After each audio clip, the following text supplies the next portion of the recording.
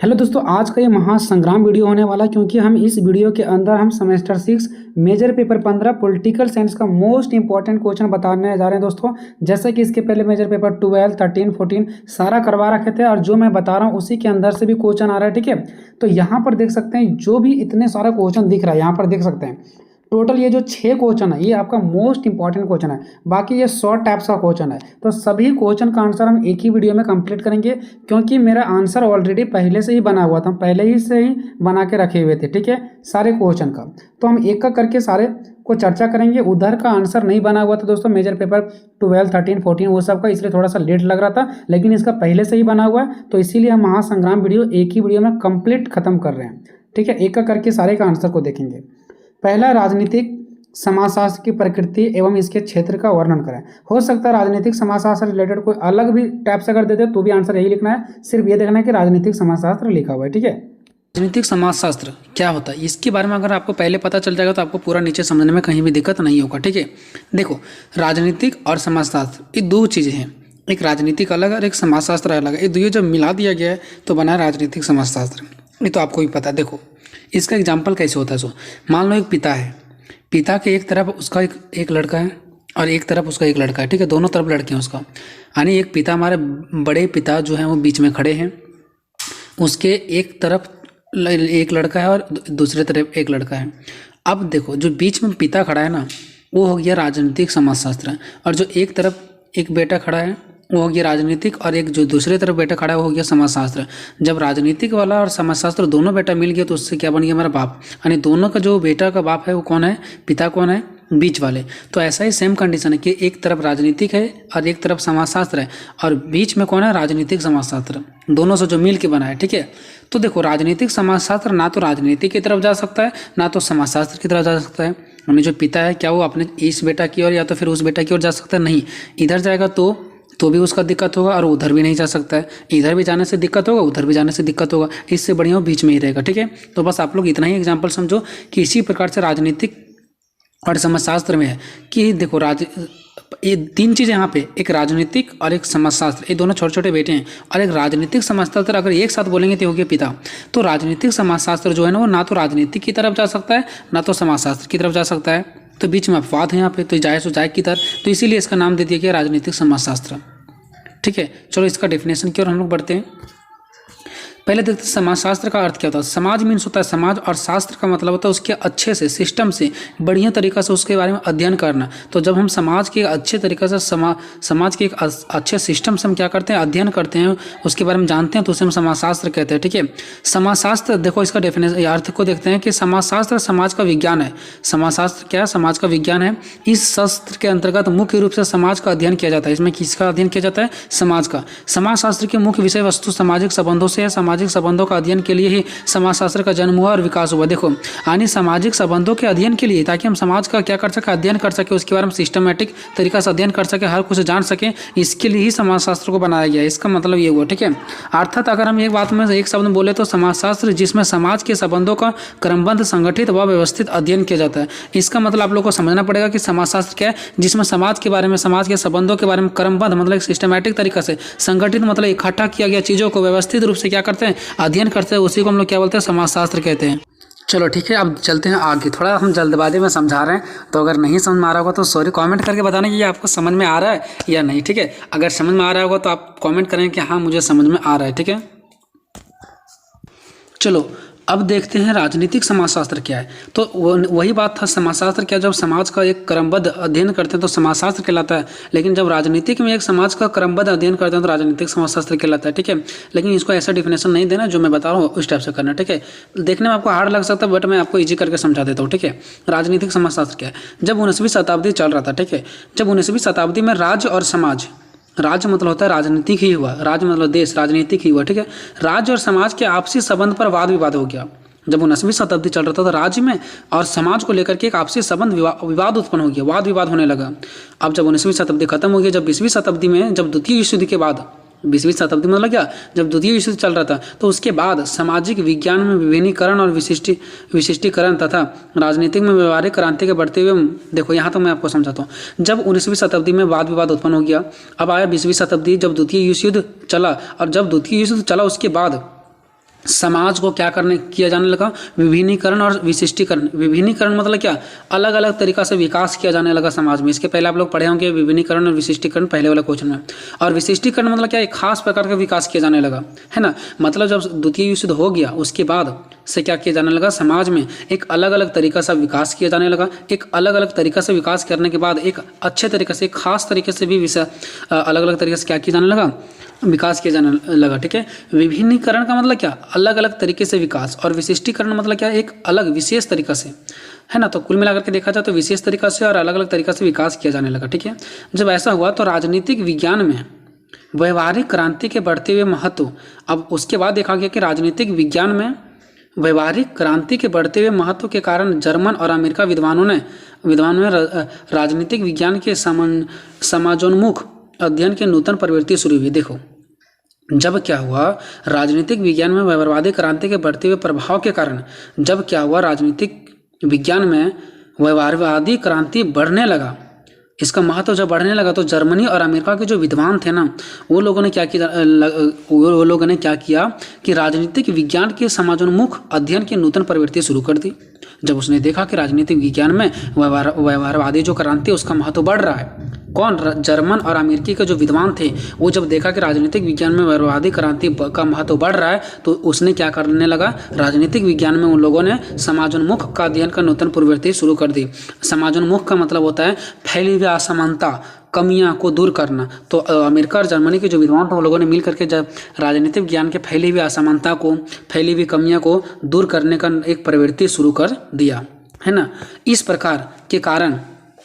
प्रवृत्ति के कारण राजनीतिक समस्याओं की समाजशास्त्रीय खोज एवं जांच की जाने लगा। अब जर्मनी और अमेरिका के जो विद्वान थे, इस कमियों को दूर करने के लिए, इस समस्याओं को दूर करने के लिए राजनीतिक समस्या की समाजशास्त्रीय खोज एवं जांच की जाने लगी। मतलब उसको दूर करने के लिए एक समाजशास्त्रीय खोज की जाने लगा कि नहीं, इसे कोई मशीन के द्वारा सही नहीं किया जा सकता है, इसे समाजशास्त्र के खोज से ही और जांच की ही जाने लगा कि इसी से इसका प्रॉब्लम दूर हो सकता है। समाजशास्त्र मतलब क्या, एक समाज का अच्छे से हम अध्ययन करेंगे, समाज का एक विशिष्ट क्रमबद्ध तरीके से अध्ययन करेंगे तो उसी चीज़ों से इस समस्याओं को दूर किया जा सकता है। ऐसा कहना था जर्मन और अमेरिकी के विद्वानों का। तो उन लोगों ने समाजशास्त्रीय खोज और जांच की करने शुरू कर दिया, यानी समाजशास्त्र का खोज और जांच करने लगा कि नहीं, इसका ज़रूरत है।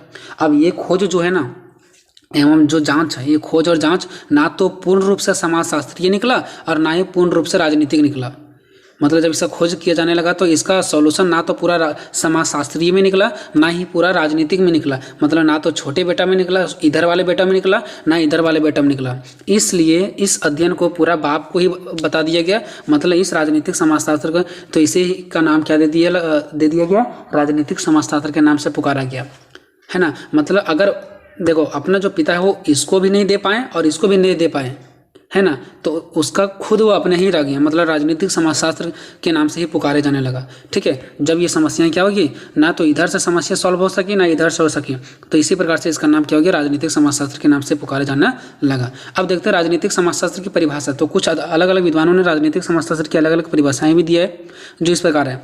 हाउसे तथा ह्यूज के अनुसार, तो आप दोनों विद्वान का नहीं रख सकते, तो एक याद रखो, हाउसे के अनुसार इसने क्या कहा, राजनीतिक समाजशास्त्र, इसने कहा कि समाजशास्त्र एक शाखा है।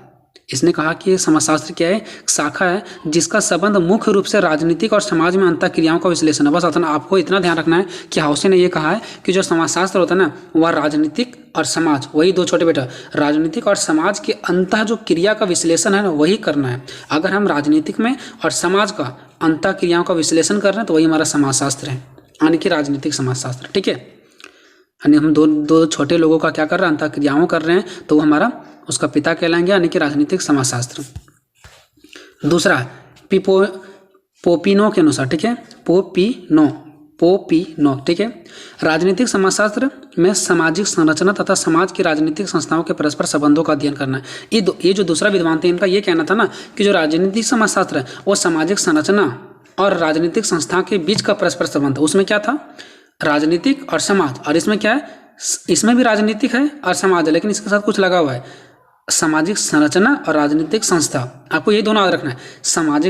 इसने क्या कहा, पिपोने ना, इसने कहा कि सामाजिक संरचना और राजनीतिक संस्थाओं के बीच का संबंध है। ठीक है, सामाजिक संरचना और राजनीतिक संस्थाओं के बीच का संबंध है। ठीक है, अब देखते हैं इसका प्राकृतिक। तो राजनीतिक समाजशास्त्र की प्रकृति किस प्रकार है? यह सामाजिक व्यवहार और राजनीतिक व्यवहार के मध्य पाई जाने वाली अंतःक्रियात्मक अध्ययन है। इसने क्या कहा कि सामाजिक व्यवहार और राजनीतिक व्यवहार यानी दोनों बेटे छोटे छोटे के मध्य जो होते हैं ना पाई जाने वाले अंतःक्रियात्मक का अध्ययन है। दूसरा, राजनीतिक समाजशास्त्र राजनीति को राज्य की बंधी सीमाओं से मुक्त कर बाहर निकालते हैं। देखो, राजनीतिक जो समाजशास्त्र यानी जो पिता है वो राजनीतिक को राज्य की बंधी सीमाओं से मुक्त कर बाहर निकालता है। यानी राजनीतिक समाजशास्त्र क्या करता है, राजनीतिक समाजशास्त्र क्या करता है, राजनीतिक को जो भी राज्य की ओर से बांधा हुआ सीमा है उसे मुक्त कर बाहर निकाल देता है। यानी कि कोई भी इसे बांध कर रख नहीं सकता है, कोई भी इसे दबा नहीं सकता है। ठीक है। तीसरा, राजनीतिक समाजशास्त्र इस बात को देखने में रुचि रखता है। देखो, राजनीतिक समाजशास्त्र उसका पिता इस बात को देखने में रुचि रखता है कि जो राजनीतिक है वह सामाजिक संरचनाओं को, राजनीतिक, ध्यान से सुना, राजनीतिक सामाजिक संरचनाओं को यानी कि एक बेटा दूसरे बेटा को और सामाजिक राजनीति को कैसे प्रभावित करता है, यानी बड़ा छोटा को और छोटा बड़ा को कैसे प्रभावित करता है, ये राजनीतिक समाजशास्त्र देखने का रुचि रखता है। यानी पिताजी ये देखना चाहता है कि छोटे लड़का जो है यानी इधर वाला ये उसको कैसे प्रभावित करता है और वो इसको कैसे प्रभावित करता है। वो राजनीतिक समाजशास्त्र इस चीज़ों को देखने में रुचि रखता है। ठीक है। अब हम जैसे पिता और लड़का ये बता रहे हैं, अगर आप ऐसा लिख करके आओगे तो एक भी नंबर नहीं मिलने वाला। ठीक है, बस मैं एग्जाम्पल के थ्रू आपको समझा रहा हूँ। बहुत लोग ऐसा लिख करके आते हैं तो एक भी नंबर का उम्मीद मत रखना। ठीक है। राजनीतिक समाजशास्त्र का अध्ययन तथ्यात्मक है ना, ऐसा भी लिखना आपको। राजनीतिक समाजशास्त्र का अध्ययन जो है वो कैसा, तथ्यात्मक है। और पांचवा है, राजनीतिक समाजशास्त्र का सिद्धांत सार्वभौमिक है। सार्वभौमिक मतलब एक बड़ी लेवल पर, ठीक है, सार्वभौमिक है। तो राजनीतिक समाजशास्त्र का सिद्धांत कैसा है, एक सार्वभौमिक है। लास्ट ये देखते हैं राजनीतिक समाजशास्त्र का विषय क्षेत्र। देखो, राजनीतिक समाजशास्त्र एक नया विषय है, एक नया विषय, बिल्कुल नया विषय है। यह राजनीतिक विज्ञान और समाजशास्त्र के से सामग्री ग्रहण करता है। देखो, राजनीतिक विज्ञान और समाजशास्त्र से सामग्री ग्रहण करता है। देखो, पिताजी हैं कौन, राजनीतिक विज्ञान, जिसको राजनीतिक समाजशास्त्र कह सकते हैं। ठीक है, तो ये क्या करते हैं, राजनीतिक विज्ञान से, राजनीतिक से और समाज से क्या करते हैं, सामग्री ग्रहण करते हैं। यानी छोटे ये लड़के और वो लड़के से क्या वो पिता सामग्री ग्रहण नहीं कर सकते क्या? तो इसी प्रकार से राजनीतिक विज्ञान और समाजशास्त्र के क्या से राजनीतिक समाजशास्त्र क्या करते हैं, सामग्री ग्रहण करते हैं। इसलिए इसका अलग विषय क्षेत्र निर्धारित करना एक कठिन कार्य है। इसलिए इसका विषय क्षेत्र, अलग अलग विषय क्षेत्र निर्धारित करना एक कठिन समस्या है। ये हम नहीं कह सकते हैं कि ये अलग है और वो अलग है। अगर अलग अलग हम उसको बांट देंगे तो ये हमारा प्रॉब्लम क्रिएट हो जाएगा और ये एक समस्या है। दूसरा पॉइंट, यदि यह राजनीतिक विज्ञान की ओर झुकता है तो भी खतरा है। अगर एक बेटा की तरफ झुकेगा तो भी खतरा है, और यदि समाजशास्त्र की ओर झुकता है तो भी खतरा है। तो ये कहीं झुक नहीं सकता है, इसलिए इसका अलग अलग भागों में निर्धारित करना एक कठिन समस्या है।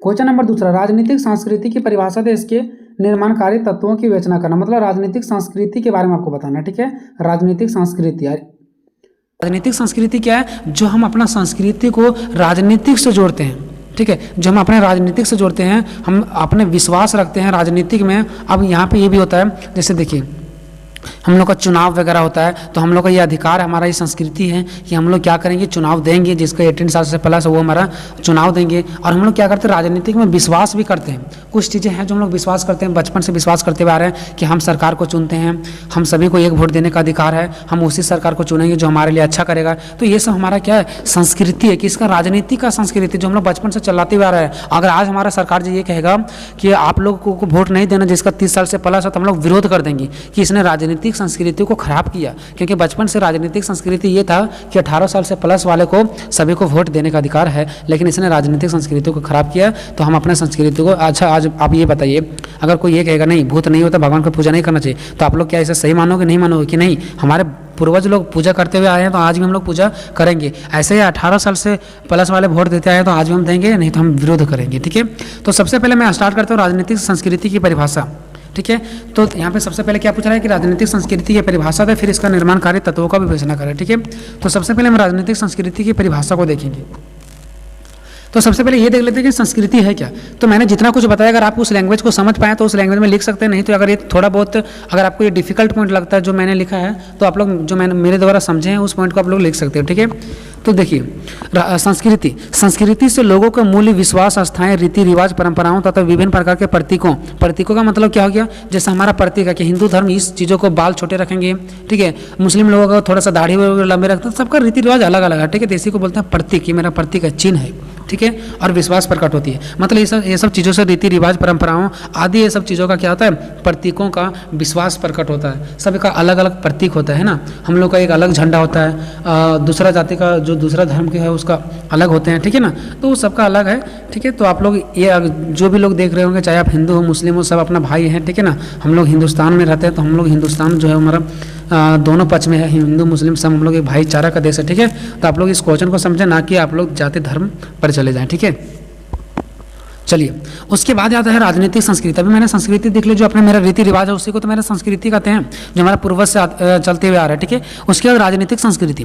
राजनीतिक संस्कृति क्या है कि जिस प्रकार समाज अपने रीति रिवाजों, परंपराओं, प्रथा आदि से सामाजिक संस्कृति का निर्माण करते हैं। देखो हमारा समाज का संस्कृति क्या है, जिस प्रकार से समाज क्या करता है, अपना रीति रिवाज को, परंपराओं को, जो हमारा पूर्वज से चलते हुए आ रहा है उसको अपनाता है, तो हमारा सामाजिक संस्कृति का निर्माण हो जाता है। ठीक उसी प्रकार राजनीति क्या करता है, लोगों के रुख, विश्वास, प्रतिक्रिया, चाह, आस तथा राजनीतिक व्यवहारों से राजनीतिक संस्कृति का निर्माण हो जाता है। देखिए राजनीतिक संस्कृति का निर्माण कैसे होता है, जैसे हम लोग कहेंगे नहीं एक नियम होना चाहिए, उसे प्रधानमंत्री बनाया जाना चाहिए, उसके बाद क्या होना चाहिए, 18 साल से प्लस वाले का वोट देने का अधिकार होना चाहिए, गरीबों को राशन बांटना चाहिए। तो इससे धीरे धीरे हम लोग का संस्कृति है, ठीक है, जो चलते हुए आ रहा है, और हम लोग इसको राजनीतिक में जोड़ देते हैं कि ऐसे ऐसे चीज़ों को होना चाहिए, तो हमारा किसका निर्माण हो जाता है, राजनीतिक संस्कृति का हो जाता है, ठीक है। अगर संस्कृति का सिर्फ बात किया जाए तो इसको राजनीतिक से कोई लेना देना नहीं है, लेकिन अगर राजनीतिक संस्कृति का बात किया जाए तो जो हमारा बचपन से होते हुए आ रहा है वो आज भी होते रहेगा और हो सकता है कल भी होते रहेगा। तो इसको हम लोग क्या कहिए, जो हमारा पहले से चलते हुए आ रहा है वो संस्कृति को मैंने राजनीतिक से जोड़ दिया, तो ये हमारा हो गया राजनीतिक संस्कृति, ठीक है। चलिए, तो इससे क्या होता है, जो लोगों द्वारा किया गया आशा है कि हमारा राजनीतिक में अच्छा होगा, लोगों का विश्वास है, लोगों जो प्रतिक्रिया देते हैं कि ये काम खराब है, ये काम अच्छा है, ठीक है। और जो भी चीज़ें अपना व्यवहार जिस भी तरीका से, चाहे वो अपना व्यवहार गलत दिखाए चाहे अच्छा दिखाए, जो भी तरीका से राजनीति में दिखाते हैं वही हमारा राजनीतिक संस्कृति कहलाते हैं। यानी कि समझ जाइए कि जो भी राजनीति के प्रति कुछ भी बोले, अच्छा खराब, हम लोग का आशा भी रहता है कि हम इसको चुन रहे हैं, अच्छा काम करेगा। तो जितना भी प्रकार का अच्छा बुराई हम लोग सोचते हैं, अच्छा काम करते हैं, खराब काम करते हैं, उसके प्रति अच्छा विश्वास करते हैं, खराब विश्वास करते हैं, सब हमारा राजनीतिक संस्कृति के में आते हैं, ठीक है। चलिए, ये पॉइंट उसी का है। अब यहाँ पे नीचे देखिए क्या लिखा है, राजनीतिक संस्कृति को अलग अलग विद्वानों ने अलग अलग नामों से पुकारा है, अर्थात अलग अलग नाम दिया है, जो इस प्रकार है। देखिए, कोई ये कहा कि ये राजनीतिक संस्कृति है, तो कोई कुछ कहा, कोई कुछ कहा, मतलब अलग अलग लोगों ने अलग अलग नाम दिया है किसका, राजनीतिक संस्कृति को। जैसे हिंदुस्तान का है अलग अलग नाम कैसे है। चलिए, तो अब हम लोग ये देखेंगे कि अलग अलग विद्वानों ने राजनीतिक संस्कृति को किस प्रकार से अलग नाम दिया है, ठीक है। तो सबसे पहले हम लेफ्ट साइड यहाँ पे ये देख पा रहे हैं कि विचारक, यानी जिसको बोलते हैं विद्वान मीन्स क्या, जो लोग पहले के लोग क्या बोल रहे थे, कोई बोल रहा था राजनीतिक संस्कृति है, कोई इसे पर्यावरण बोल रहा है, तो कोई कुछ बोल रहा है, ठीक है। और इधर क्या है राइट साइड में कि राजनीतिक संस्कृति का अलग अलग नाम, कि इधर है वो लोग जो बोले हैं कि अलग अलग नाम है, और कौन कौन से नाम बोले वो इधर है, ठीक है। यानी कि पहले देख सकते हैं अमंड ने ये बोला है कि जो राजनीतिक संस्कृति को अमंड ने बोला है कि कार्य के प्रति दिशा निर्देश झुकाव है, कि कोई भी अगर कार्य है तो उसके प्रति ऐसा होना चाहिए, नहीं ऐसा होना चाहिए, नहीं ये ठीक है, इस प्रकार के दिशा निर्देश। तो झुकाव, कि जैसे भी प्रधानमंत्री अच्छा कर रहे थे हम उसकी ओर झुकाव हो गए, राहुल गांधी अच्छे कर रहे थे हम उसकी ओर झुकाव हो गया। तो जो अमंड ने ये बताया कि राजनीतिक संस्कृति जो है ना वो कार्य के प्रति दिशा निर्देश या तो फिर झुकाव है। तो बियर ने क्या बोला कि राजनीतिक संस्कृति है, इसने ये बोला कि ये राजनीतिक संस्कृति, इसने राजनीतिक संस्कृति को राजनीतिक संस्कृति ही नाम दिया है, और यही सबसे ज़्यादा फेमस हुआ, जिसकी वजह से आज हम लोग राजनीतिक संस्कृति पढ़ रहे हैं। और यहाँ पे देखना ईस्टर्न ने इसका नाम क्या दिया कि ये पर्यावरण है ना, ये पर्यावरण है, ये फैला हुआ चीज़ें हैं जिसको हम लोग अध्ययन करते हैं, ठीक है। तो आप लोग यहाँ पे देख वो पर्यावरण नहीं है जो आप लोग साइंस में पढ़ते हैं, ठीक है ना। तो इसने क्या नाम दिया, पर्यावरण। तो ये आप लोग याद रख सकते हैं, अगर फिर भी अगर टाइम बहुत कम है तो कोई दिक्कत नहीं, इस पॉइंट को आप लोग हटा भी सकते हो, ठीक है। बस आपको ये पॉइंट जरूर डाल देना, अगर इसको हटा रहे हो ना तो इस पॉइंट को जरूर डालना है कि अलग अलग विद्वानों ने राजनीतिक संस्कृति को अलग अलग नाम दिया है, ठीक है। बस इतना आपको लिख देना कि अलग कौन नाम दिया, अगर वो नहीं लिख पा रहे तो अलग अलग विद्वानों ने अलग अलग संस्कृति का नाम दिया, ये आप लोग जरूर लिख दे, ठीक है। उसका देखो स्पीरो ने क्या किया है, स्पीरो ने क्या कहा है, तो स्पीरो ने ये कहा कि ये राजनीतिक शैली है। शैली मीन्स क्या होता है, तरीका। जैसे मैं बोलूँगा कि देखो उसके बाद बोलने का अच्छा तरीका, यानी कि राजनीतिक शैली मीन्स होता है विचार, ढंग, बोलने का ढंग, है ना। तो वो राजनीतिक शैली है कि राजनीतिक संस्कृति से ये बोलने का एक शैली है, ये बता रहे हैं, ठीक है। तो आप लोगों को ये देख लेना बहुत अच्छे तरीके से। अगर नहीं आता तो आप लोग इतना लिख दें कि अलग अलग विद्वानों ने राजनीतिक संस्कृति को अलग अलग भाषा से यानी अलग अलग नामों से पुकारा है, ठीक है। चलिए अब हम लोग देखते हैं नेक्स्ट। अब यहाँ पे क्या मैंने लिखा है कि लेकिन इन सभी विद्वानों द्वारा दिए गए अलग अलग नाम से ज़्यादा बढ़ाव सबसे उपयुक्त बियर द्वारा दिया गया राजनीतिक संस्कृति शब्द है। देखो अभी मैंने बोला ना कि सबसे ज़्यादा फेमस कौन रहा, जो बियर द्वारा दिया गया राजनीतिक संस्कृति है वही सबसे ज़्यादा क्या हुआ, फेमस हुआ, ठीक है। तो वही सबसे ज़्यादा क्या है, आने की संस्कृति शब्द ही है, आने की सबसे इंपॉर्टेंट वही था। साथ ही राजनीतिक संस्कृति का बढ़ावा विकासशील देशों से है, क्योंकि विकासशील देशों की संस्कृति का अध्ययन किया जाता है और राजनीतिक संस्कृति शब्द का पहली बार आमंडन ने अपने पुस्तक पॉलिटिकल सिस्टम में प्रयोग किया। देखिए मैं बता रहा हूँ आपको पूरा क्या लिखा हुआ, इसमें ये लिखा हुआ है कि सबसे पहले जो ने संस्कृति शब्द का जो यूज किया है वही सबसे ज़्यादा इसमें क्या हो गया, फेमस हो गया। और संस्कृति शब्द का प्रयोग क्यों किया गया, ये विकासशील देशों के लिए गया। विकासशील देशों का मतलब होता है जो विकास नहीं है, विकास मीन्स विकास वाला देश, और विकासशील मीन्स होता है जो देश विकास नहीं है, मतलब विकास के तरक्की पर पहुंच रहा है धीरे धीरे, ठीक है। तो संस्कृति शब्द का, राजनीतिक संस्कृति शब्द का विकासशील देशों के लिए किया गया। अब बताइए राजनीतिक संस्कृति का कहाँ जरूरत पड़ेगा, जो देश विकास कर रहा है, नहीं वहाँ नहीं जरूरत पड़ने वाला है ना। तो राजनीतिक संस्कृति का जो उपयोग ये शब्द निकाला गया है वो इसलिए निकाला गया ताकि विकासशील देश आगे बढ़ सके। तो ये जो हमारा राजनीतिक संस्कृति शब्द है ये खास करके विकासशील देशों के लिए आया है, जो देश विकास के तरक्की पर अभी नहीं पहुंचे हुए, बाद में पहुंचेंगे।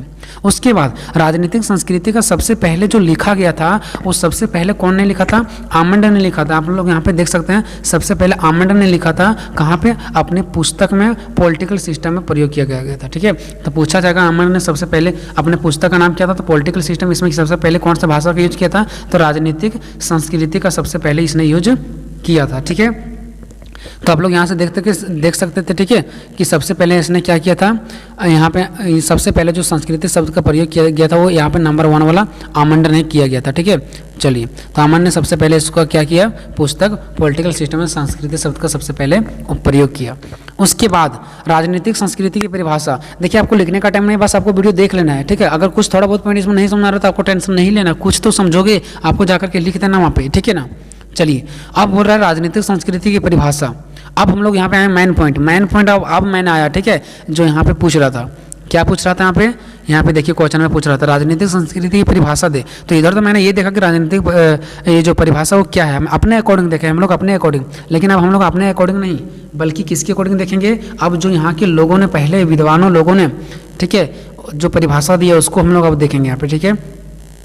तो राजनीतिक संस्कृति की परिभाषा, तो देखिए इसे अलग अलग विद्वानों ने अलग अलग ढंग से निम्न तरीका से परिभाषित किया। अभी तक मैंने ये देखा कि राजनीतिक संस्कृति जो है उसका अलग अलग नाम दिया, अब अलग अलग परिभाषा भी दिया सारे लोगों ने। देखिए पाई के अनुसार, ठीक है। अब आप लोग को याद नहीं रहेगा कि एग्जाम में जाओगे कि कौन कौन दिया था, लेकिन हाँ इतना जरूर याद रहेगा कि अलग अलग विद्वानों ने, अलग अलग लोगों ने अलग अलग तरीका से इसको परिभाषित किया था। तो कोई दिक्कत नहीं है, पाई को हटा दीजिए, कोई दिक्कत नहीं है, ठीक है। बस आपको लिख देना कि कई विद्वानों ने ये बात कहा, कौन सा बात कहा, तो पहले आप लोग सुन लीजिए। पाई के अनुसार, पाई के द्वारा राजनीतिक संस्कृति की बहुत अधिक रोचक व्याख्या की गई। देखिए पाई के द्वारा जो राजनीतिक संस्कृति का परिभाषा में बहुत ज़्यादा इसका रोचक है, बहुत ज़्यादा इसका व्याख्या किया गया है, ठीक है। यानी पाई के द्वारा जो संस्कृति शब्द का प्रयोग किया गया था ना, ये सबसे ज़्यादा फेमस रहा, सबसे ज़्यादा व्याख्या रहा। इसने देखिए उसने यह कहा कि राजनीतिक संस्कृति का संबंध मन, विकास या भावनाओं आदि के समूह से है। अभी मैंने बताया कि राजनीतिक संस्कृति का जो संबंध होता है किससे, हमारे विश्वासों से, भावनाओं से, हमारे पूर्वजों से, यही सब चीज़ों से राजनीतिक संबंध का क्या है, यानी कि संबंध है। इसने ऐसा कौन कहा, पाई ने कहा। पाई नाम सुनकर ये ना समझा मैथ वाला पाई 22/7, ठीक है। पाई एक विद्वान थे, यानी कि एक लोग थे, ठीक है।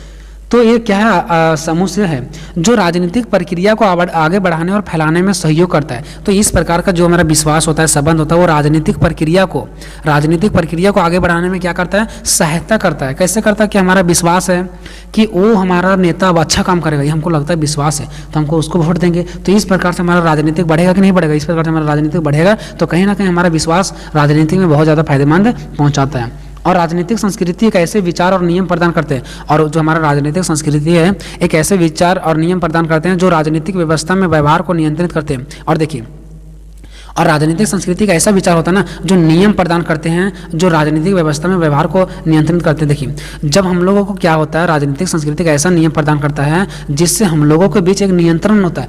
अगर हम लोग देखो विश्वास होता है, सभी लोगों बोल रहे हैं कि नहीं ये होना चाहिए, वो होना चाहिए, ठीक है, बहुत सारी चीज़ें सारे लोग डिमांड करते हैं, तो क्या कानून सभी के लिए बन जाता? नहीं, सबसे ज़्यादा लोगों का डिमांड को देखते हुए कानून बनता है, और वो कानून जो बनता है वो हम लोगों को नियंत्रित करता है। नहीं, ये कानून को आपको फॉलो करना पड़ेगा। जो कानून सबसे ज़्यादा लोग पसंद करते हैं वो कानून आपको क्या करना पड़ेगा? फॉलो करना पड़ेगा। अभी अगर सारे लोग ये आंदोलन करेंगे कि नहीं जो अभी एग्ज़ाम नहीं हो रहा वो एग्ज़ाम होना ही चाहिए, और सरकार बहुत लोगों के कहने पर एग्ज़ाम ले लेता है, परीक्षा ले लेता है, लेकिन कुछ लोग गिने चुने हैं जो बोलेंगे नहीं होना चाहिए, तो क्या वो लोग परीक्षा नहीं देंगे? तो क्या उनको रिजल्ट सरकार वैसे दे देगी? उसका जो बोर्ड है उसको रिजल्ट वैसे दे देगी? बिल्कुल नहीं देगी, क्योंकि नियम यहाँ पे नियंत्रित ये हो गया कि उसको एग्जाम देने के लिए बोला गया था, सरकार ने नियम बना दिया। ठीक है, तो इस प्रकार से राजनीतिक व्यवस्था में व्यवहारों को नियंत्रित करके रखता है। जो हमारा व्यवहार है, जो हमारा चाल चलन है, उसको क्या करता है? कानून भी नियंत्रित करता है। उसके बाद देखिए, हाँ, तो यहाँ पे मैंने ये बता दिया आपको। ये सब बात किसने बताया? पाई ने बताया। किसके बारे में? राजनीतिक संस्कृति के बारे में। अगर इस आपको याद नहीं आता एग्जाम में कि किसने बताया था, तो आप लोग को डायरेक्ट ये लिख देना है कि हाँ सारे अलग अलग विद्वानों ने अलग अलग ढंग से परिभाषित किया, जिसमें से पहला विद्वान ने यह कहा था कि राजनीतिक संस्कृति बहुत अधिक रोचक रहा। ठीक है, उसने यह भी कहा था कि राजनीतिक संस्कृति का संबंध जो होता है विश्वासों में होता है, अपने भावनाओं में होता है। ठीक है, और राजनीतिक प्रक्रिया को आगे बढ़ाने के लिए आगे फैलाने के लिए सहयोग करता है। कौन? राजनीतिक संस्कृति सहयोग करता है, उसको आगे बढ़ने में प्रदान करता है। ठीक है, सहयोग प्रदान करता है। तो ये सब चीज़ें लिख देना अगर नाम नहीं आता तो। दूसरा आमंड और पावेल ने कहा। ठीक है, तो आप लोग अगर आमंड और पावेल नहीं जानते तो आप लोग ऐसे कर सकते हैं कि दूसरा विद्वानों ने ये बात को कहा। ठीक है, तो यहाँ पे आमंड और पावेल, तो आमंड और पावेल द्वारा राजनीतिक संस्कृति के बारे में इसने क्या कहा? तो इसने ये कहा कि बारे में कहा गया कि राजनीतिक संस्कृति किसी देश के लोगों द्वारा राजनीति के प्रति व्यक्तिगत रूप से उनका शैली है, अर्थात सोच है। ठीक है, कि वह अपने राजनीतिक सिस्टम व्यवस्था के बारे में कैसा सोच रहे हैं, उनका सोचने का तरीका कैसा, अर्थात शैली कैसा, और लोगों द्वारा अपनी राजनीति के प्रति सोचने समझने के विचार को ही राजनीतिक संस्कृति कहा जाता है। देखिए, इसने ये बताने का प्रयास किया है, आमंड और पावेल ने ये बताया कि राजनीतिक संस्कृति कुछ नहीं है, बस राजनीतिक संस्कृति ये है कि किसी भी देश में लोगों द्वारा व्यक्तिगत रूप से, व्यक्तिगत मीन्स हो गया लोग अपने मन से जो सोचते हैं, हम व्यक्ति हैं, हम खुद सोचेंगे, तो व्यक्तिगत रूप से अपने मन मर्जी से जो सोचते हैं उसे बोलते हैं शैली, सोचने की क्षमता। ठीक है, तो जो सोचते हैं ना राजनीति के बारे में कि ये होना चाहिए, वो होना चाहिए, गलत है, वो सही है, यही तो हमारा राजनीतिक संस्कृति है। जो लोग सोचते हैं और अपने राजनीति को बढ़ावा देते हैं, और राजनीति के सिस्टम को, जो राजनीतिक में सिस्टम, हमारा देश लोकतंत्र है, तो हमारा देश का राजनीतिक सिस्टम यही है, तो उसके बारे में जो लोग सोचते हैं उनका जो शैली होता है, चाहे वो अच्छा शैली हो चाहे बुरा शैली हो, ठीक है, जो भी जैसा भी उसका शैली है, चाहे वो कैसा भी हो, ठीक है, और लोगों द्वारा जो भी सोचा जाता है, सोचने के विचार हो सकता है, यही तो हमारा संस्कृति है। ऐसा कौन ने बताया? आमंड और पावेल ने बताया। ठीक है, अब यहाँ पे देखिए मैंने एग्जांपल दिया, जैसे हम अपने राजनीतिक सिस्टम के बारे में जैसा भी विचार सोच रहे हैं, चाहे वह खराब हो या अच्छा शैली हो, जैसा भी शैली हो सोचने का, वो हमारा राजनीतिक संस्कृति है। ऐसा दूसरा विद्वान ने कहा। तीसरा विद्वान ने क्या कहा? जिसका तीसरा विद्वान का नाम है बाल का मानना यह है कि राजनीतिक संस्कृति उन विश्वासों, भावनाओं और समाज के मूल्यों से मिलकर बनती है। देखिए, बॉल ने यह कहा कि राजनीतिक जो संस्कृति है उससे मिलकर के बनता है, उन विश्वासों से मिलकर के बना हुआ, उस भावनाओं से मिलकर के बना हुआ, उस समाज के अलग अलग तरीकों से मिलकर के बनती है, जिसका संबंध राजनीतिक सिस्टम से। ठीक है, जैसे देखिए बॉल ने ये कहा कि राजनीतिक संस्कृति किससे बनकर के बना है? वो विश्वास से बना है, वो भावनाओं से बना है, जिसका ताल्लुक, जिसका संबंध राजनीतिक से। जैसे हमारा विश्वास है कि हमारा अच्छा काम करेगा, तो हमारा विश्वास किससे हो गया? वो राजनीतिक से हो गया कि हाँ वो आदमी अच्छा काम करेगा। ठीक है, तो वो सब अच्छा काम करेगा किस में? हमारा देश में, तो राजनीतिक है। देश में कोई अच्छा काम करे, खराब काम करे, सब राजनीतिक है। तो जो भी विश्वास वगैरह हमारा किसके प्रति होता है? हमारा राजनीति के प्रति विश्वास होता है, कुछ भावना होता है, राजनीतिक से हमें कुछ उम्मीद होता है कि ये अच्छा काम करेगा, उम्मीद होता है, कुछ उम्मीद नहीं होता है, जो भी हमारा प्रतिक्रिया होता है, जो भी हम लोग कुछ काम करते हैं राजनीति के प्रति, तो ये हमारा बॉल ने कहा कि यही तो राजनीतिक संस्कृति है। चाहे हम लोग राजनीतिक संस्कृति में कोई प्रश्न खड़ा करते हो, ठीक है, कि ये चीज़ होना चाहिए, हम लोग कुछ प्रश्न करते हैं ना कि ये होना ही होना चाहिए, मोदी सरकार को ये गलत कर रहा था, हम लोग बहुत सारे प्रश्न करते हैं। तो जो भी राजनीतिक में हम लोग अपना विचार को व्यक्त करते हैं, अपने अंदर की बातों को व्यक्त करते हैं, वही हमारा बॉल ने कहा कि यही तो राजनीतिक संस्कृति है। अर्थात राजनीतिक संस्कृति उससे मिलकर बनती है जिसका संबंध हमारे राजनीतिक से हो और राजनीति में सवाल जवाब से हो। यानी कि इसने ये कहा कि वैसा विश्वास, वैसा विचारधारा जो राजनीतिक संस्कृति से मिलकर बनती है, राजनीतिक संस्कृति उस चीज़ों से मिलकर बनती है जिसका ताल्लुक, जो विचार जो सवाल जवाब किससे हो, राजनीतिक से जुड़ा हुआ हो। जैसे मान लीजिए हम सवाल करने जा रहे हैं अपने टीचर से, तो क्या वो राजनीतिक कहलाएगा? नहीं, वो राजनीतिक नहीं कहलाएगा, हम अपने टीचर से करें। लेकिन अगर सवाल जवाब हम एक राजनीतिक तौर पर करें, यानी कि सिस्टम, राजनीतिक सिस्टम से, जैसे प्रधानमंत्री से, अपना मुख्यमंत्री से, तो ये क्या है, हमारा राजनीतिक सिस्टम है ना। तो वो हम जब किसी से सवाल जवाब करते हैं तो यही तो हमारा क्या राजनीतिक संस्कृति है। ऐसा किसने कहा? बॉल ने कहा। ठीक है, अब यहाँ पे देखिए चौथा मैंने पॉइंट ये लिखा है। देखो पहला से लेकर के तीसरा पॉइंट में मैंने बता दिया कि कौन विद्वान ने कौन कहा, बॉल ने ये कहा है। तो यहाँ पे देख सकते हैं अमंड और पावेल ने ये कहा है। लेकिन अगर मैं मान लो फोर्थ नंबर में मैंने ये लिखा है कि मान लो उस विद्वान का नाम नहीं आ रहा है, तो आप लोग देखिए किस प्रकार से लिखोगे इसको। तो देखिए चौथा विद्वान ने क्या बोला था कि कुछ तो यह कहना है, देखिए कुछों को तो यह कहना है, तो इसी टाइप से आपको लिखना है कि कुछ ये कहते हैं कुछ वो कहते हैं ना। तो यहाँ पे देखिए चौथा नंबर, कुछों को तो यह कहना है कि राजनीतिक संस्कृति एक साधारण संस्कृति का ही अंग है, जहाँ हम राजनीति के प्रति विश्वास, विचार आदि व्यक्त करते हैं। देखिए कुछ लोगों ने ये कहा कि जो हमारा राजनीतिक संस्कृति है ना, वो किससे मिलकर के बना हुआ है? तो एक साधारण सा एक सामान्य सा संस्कृति का ही अंग है। जैसे देखिए हमारा सामान्य संस्कृति क्या, साधारण संस्कृति क्या, मैं बताता हूँ। जैसे हमारा सामान्य संस्कृति हमारा समाज से है कि हम लोग सिंपल सा विश्वास कर लेते हैं कि भगवान होता है, पूजा करेंगे। ठीक है, हम लोगों को बिल्कुल अपना माता पिता का सेवा करना चाहिए। ये हमारा क्या, सामान्य संस्कृति। और यही सामान्य संस्कृति एक बड़े तौर पर राजनीति में अगर शामिल हो जाए तो राजनीतिक संस्कृति कहलाता है। सामान्य संस्कृति छोटा संस्कृति, और वही एक राजनीतिक तौर पर शामिल हो जाए कि नहीं, हमें देश के लोगों को सेवा करना चाहिए। यहाँ पे माता पिता का सेवा था, हमें देश के लोगों को सेवा करना चाहिए था। ठीक है, यहाँ पे क्या होता है, यहाँ में ये होता है कि नहीं, भगवान का पूजा करना चाहिए, ये सब चीज़ हमें विश्वास होता है। लेकिन वही अगर मैं बात करूँ राजनीतिक में, तो एक बड़े लेवल पर आ जाता है। ठीक है, तो राजनीतिक जो संस्कृति बड़ा लेवल होता है, साधारण संस्कृति छोटा लेवल होता है। तो जो हम लोग देखो बचपन से जन्म लेते हैं, हम लोगों ने क्या सीखा है? हम लोगों ने यही सीखा है कि बचपन से जैसे जन्म लेते हैं भगवान का पूजा करना है, ये करना है, वो करना है, और वही संस्कृति धीरे धीरे बड़ हो जाता है और उसी को अप्लाई करते हैं राजनीतिक सिस्टम में कि नहीं, सरकार को भी मंदिरों बनाना चाहिए, भगवान होते हैं उसका पूजा करना चाहिए। तो ऐसा मैंने क्यों बोला सरकार को? ऐसा इसीलिए बोला क्योंकि मुझे पता है कि मैंने जब बचपन से ही जन्म लिया तो भगवान का पूजा किया जाता है, और इसी चीज़ को अप्लाई कर दिया बड़े राजनीतिक सिस्टम में। और राजनीतिक सिस्टम में मैंने जब अप्लाई कर दिया तो उसी चीज़ों को हम क्या बोलेंगे, राजनीतिक संस्कृति बोलेंगे। कि साधारण संस्कृति को मैंने राजनीतिक संस्कृति में कन्वर्ट कर दिया, जहाँ हम राजनीति के प्रति विश्वास, विचार आदि व्यक्त करते हैं।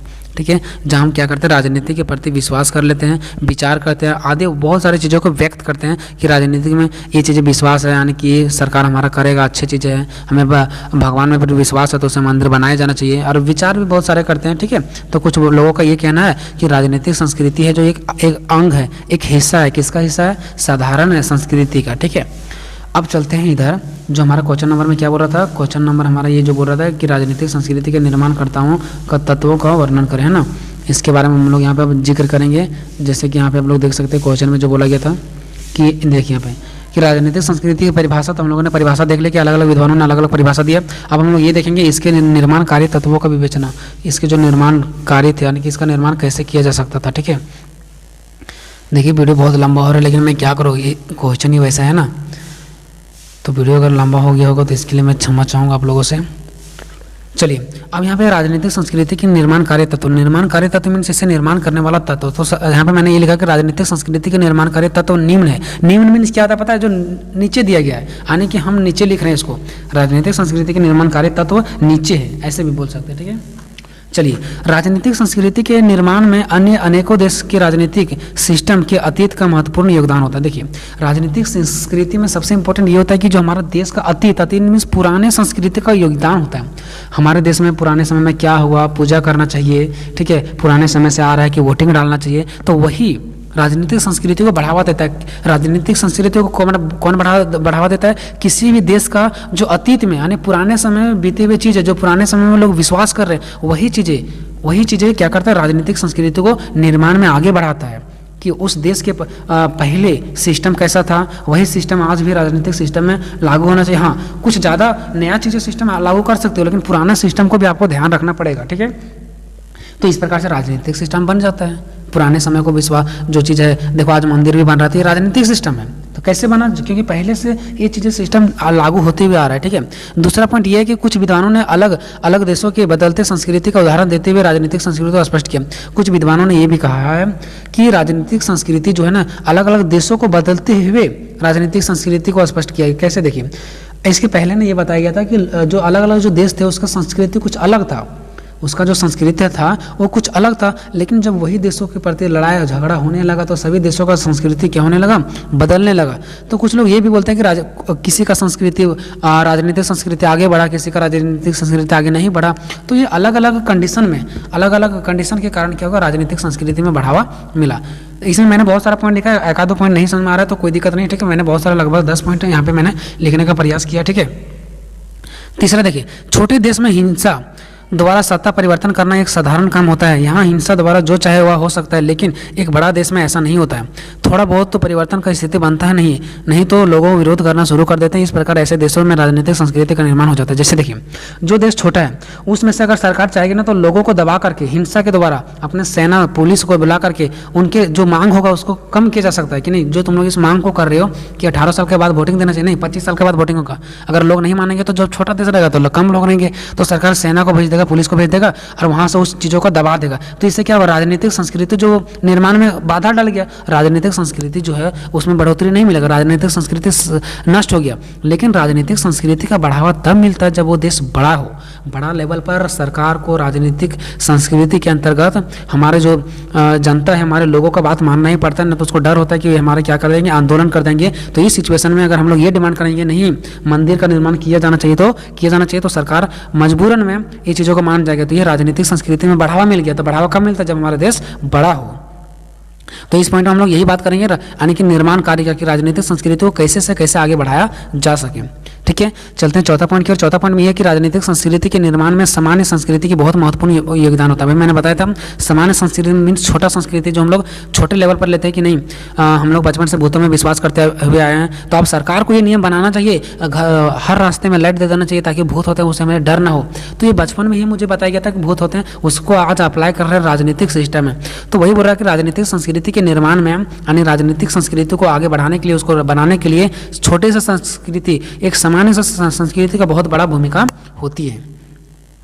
पांचवा, जो विश्वास विचार संस्कृति एक सामान्य संस्कृति से बनी होती रहती है, वही विचार विश्वास एक राजनीतिक संस्कृति का निर्माण में मदद करती है। देखिए अब इस सामान्य संस्कृति में आप समझ गए, सामान्य यानी कि छोटा साधारण संस्कृति में जो विचार होता है, जो हम लोग चीज़ों पर विश्वास करते हैं, जो हमारा पूर्वज से संस्कृति चलते हुए आ रहा है, उसी चीज़ों को हम लोग राजनीतिक संस्कृति में बढ़ावा देते हैं, वही चीज़ों को वहाँ पर अप्लाई करते हैं, लेकिन वहाँ एक बड़े लेवल पर होता है, ठीक है। जैसे हम लोग बचपन में औरत लोग साड़ी पहनते हुए हैं, हम लोग शर्ट पहनते हुए हैं, तो हम लोग क्या करते हैं, आजकल आप लोग ये भी देखते होंगे कि राशन वगैरह में हम लोग को साड़ी वगैरह में भी, धोती वगैरह भी मिलना स्टार्ट हो गया है। तो क्यों, इसलिए ताकि लोग पहनते हैं। अगर आज हम लोग बचपन में से ये नहीं पहनते हुए आते तो क्या वो चीज़ें मिलता नहीं। तो इस चीज़ों को राजनीतिक में भी क्या हुआ, पहले साधारण संस्कृति था, इसी चीज़ को अप्लाई कर दिया गया राजनीतिक संस्कृति में बड़ा सा लेवल में, ठीक है।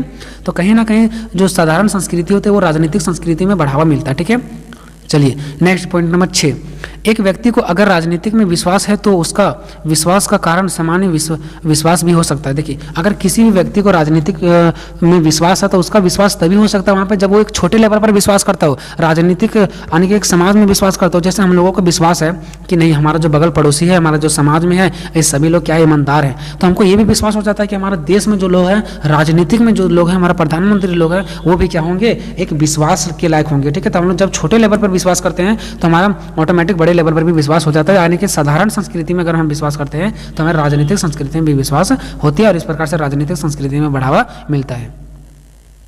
पॉइंट नंबर 7 में ये बोला कि एक किसी समाज में लोगों के अंदर एक वैसा सामान्य संस्कृति बैठा हुआ है जो सरकार उस चीज़ों संस्कृति को मान्यता नहीं दे रही है तो लोग उनका विरोध करते हैं। फिर जब सरकार मान जाती है तो वहाँ सामान्य संस्कृति एक राजनीतिक संस्कृति का निर्माण हो जाता है। देखिए जब हमारा लोगों का कुछ डिमांड हो और उस संस्कृति को सरकार ना माने कि नहीं ऐसा नहीं होना चाहिए तो वहाँ पर लोग विरोध कर देते हैं और जब विरोध कर देते हैं तो मजबूरन में जब सरकार इस चीज़ों को बोल देता है कि नहीं अच्छा चलो ठीक है आपके संस्कृति को मैंने एक्सेप्ट कर लिया और इसको मैं मान लेता हूँ, तो इस सिचुएशन में क्या होता है राजनीतिक संस्कृति का निर्माण हो जाता है, राजनीतिक संस्कृति और भी आगे बढ़ जाता है। लेकिन सरकार अगर नहीं मानती तो राजनीतिक संस्कृति वहीं नष्ट हो जाती है, ठीक है। चलिए उसके बाद नेक्स्ट 8वां नंबर, वैसा देश जहां समाज में भेदभाव तथा उनका आर्थिक स्थिति खराब हो, इस प्रकार का जो देश होते हैं वो कभी भी राजनीतिक संस्कृति को बढ़ावा नहीं दे सकता। देखिए जो देश में भेदभाव होता हो हिंदू मुस्लिम जाति धर्म सिख ईसाई पर, तो वहाँ पे राजनीतिक संस्कृति को बढ़ावा नहीं मिलेगा। क्योंकि हिंदू लोग ये बोलेंगे कि ऐसा राजनीतिक संस्कृति होना चाहिए, हमारा पूर्वज तो ऐसे बोलते थे, वे बोलेंगे हमारा पूर्वज ऐसे बोलते थे। और जो देश के पास पैसा ना हो, आर्थिक स्थिति खराब होने का वजह है, मतलब जिसका पैसा नहीं होता, जैसे मेरे पास पैसा नहीं है, इसका मतलब मेरा आर्थिक स्थिति खराब है। और जिस देश के पास पैसा ना हो, आर्थिक स्थिति खराब हो, वो दोनों देश में राजनीतिक संस्कृति कभी भी आगे बढ़ावा नहीं हो सकता है। ठीक है, तो यहाँ पे मुझे ये पॉइंट डालना था कि राजनीतिक संस्कृति का बढ़ावा कैसे होता है। लेकिन यहाँ पे एक मैंने ये भी पॉइंट डाला है कि अगर कोई भी देश का ऐसा स्थिति खराब है तो वो राजनीतिक संस्कृति का बढ़ावा नहीं दे सकता है।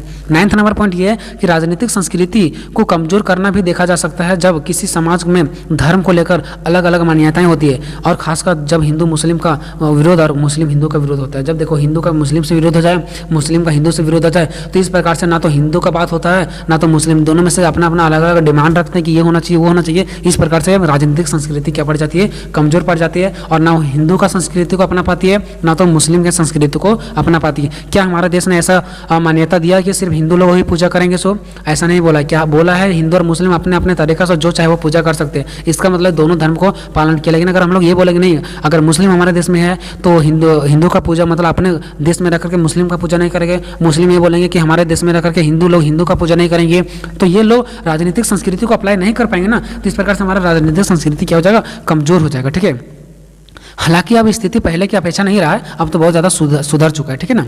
और उसके बाद यहाँ पे 10वां में ये कि साथ ही शिक्षा, राष्ट्र प्रतीक, राष्ट्रगान आदि राजनीतिक संस्कृति में बढ़ावा देते हैं। देखिए, शिक्षा में बढ़ावा नहीं देते क्या, हम लोग पढ़ते हैं, हमारा समझ आता है कि हमारा पूर्वज लोग ऐसे थे, तो ये सब चीज़ें क्या होता है, हमारा राजनीतिक संस्कृति में क्या होता है, बढ़ावा मिलता है। उसके बाद प्रतीकों से भी मिलता है कि नहीं, हमारा राष्ट्रीय चिन्ह, हम लोग, मेरा झंडा है, ये हमारा ये संस्कृति है कि हम इसे पैर से नहीं मारेंगे, हम इसको उठाएंगे, तो इससे हमारा देश का प्रति गर्व होता है, हमारा संस्कृति को दिखाता है। राष्ट्रगान गाते हैं, हमारा संस्कृति को दिखाता है, हम लोग खड़े हो जाते हैं, संस्कृति को दिखाता है। ठीक है, तो इस प्रकार से राजनीतिक संस्कृति में क्या मिलता है, बढ़ावा मिलता है। राष्ट्रगान गा करके प्रतीकों को हम लोग एक्सेप्ट कर कि नहीं, हमारा झंडा का है, प्रतीक है, तो इस टाइप से हमारा क्या होता है, राजनीतिक संस्कृति में क्या मिलता है, बढ़ावा मिलता है। ओके, तो यहाँ से फाइनली आपका चैप्टर खत्म हो चुका है। अब चलते हैं इसका निष्कर्ष की ओर पहुँचते हैं, क्योंकि निष्कर्ष मीन्स होता है इस पूरे चैप्टर में आप लोगों ने क्या पढ़ा इसके बारे में। तो उपरोक्त पंक्तियों को पढ़ने से इस बात का पता चलाने की, उपरोक्त लिखी गई बातों से इस बात का उल्लेख होता है, इस बात का पता चलता है कि राजनीतिक संस्कृति एक सामान्य संस्कृति से बनाए, यानी छोटे ही संस्कृति से एक बड़ा राजनीतिक संस्कृति बनाए,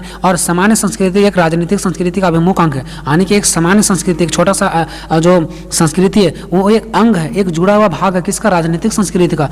और जिस प्रकार का सोच विश्वास आदि सामान्य संस्कृति में बना रहता है, ठीक उसी प्रकार का सोच विश्वास राजनीतिक संस्कृति में को भी जन्म देती है। अगर हम लोग ये सोच रहे हैं कि नहीं, हम लोग बचपन से अगर कोई चीज़ हमारा संस्कृति है, सामान्य संस्कृति से जुड़ा हुआ, तो उसी चीज़ों हमारा कहाँ पे जुड़ जाता है, वो राजनीतिक संस्कृति में भी जुड़ जाता है। ठीक है, उसके बाद यहाँ पे मैंने ये भी लिखा है कि इस प्रकार यह भी कहा जा सकता है कि राजनीतिक संस्कृति सब राजनीतिक सिस्टम में से भिन्न भिन्न हो सकता है। देखिए, हर जगह, हर देश में, हर राजनीतिक सिस्टम में क्या एक ही प्रकार का राजनीतिक संस्कृति हो सकता है? क्या नहीं। अमेरिका और हमारे देश में अगर बोलेंगे राजनीतिक संस्कृति एक जैसा, तो ऐसा हो सकता है? क्या नहीं। हर देश में अलग अलग राजनीतिक सिस्टम है, तो अलग अलग राजनीतिक ये संस्कृति भी होगा। ठीक है, तो अलग अलग राजनीतिक सिस्टम में, अलग अलग राजनीतिक सिस्टम में अलग अलग राजनीतिक संस्कृति भी हो सकता है। तो फाइनली दोस्तों यहाँ पे ये क्वेश्चन खत्म हो चुका है। इसके क्वेश्चन नंबर तीसरा क्या है, राजनीतिक समाजीकरण की परिभाषा दे तथा इसके तत्वों का वर्णन करें, इसके मार्ग में आने वाले विभिन्न बाधाओं का उल्लेख करें, या तो फिर दे देगा राजनीतिक समाजीकरण के प्रभावों का वर्णन करें, मतलब राजनीतिक समाजीकरण के बारे में। राजनीतिक समाजीकरण की परिभाषा देना कि राजनीतिक समाजीकरण क्या है, उसके बाद इसके तत्वों अभिकरणों के वर्णन करना है। इसके जो अभिकरणों है उसको क्या करना है, मतलब हमें बताना है कि ये अभिकरणों क्या है। जैसे देखिए, राजनीतिक अभिकरणों मीन्स क्या होता है, मैं आपको बताता हूँ। ठीक है, जैसे हमारा परीक्षा है, और हमारा परीक्षा में सहयोग कौन करता है, हमारा टीचर सहयोग करता है, हमारा पेन सहयोग करता है, हमारा कॉपी सहयोग करता है, हमें वैसे लोग सहयोग करते हैं जो अच्छे लैंग्वेज में समझाते हैं।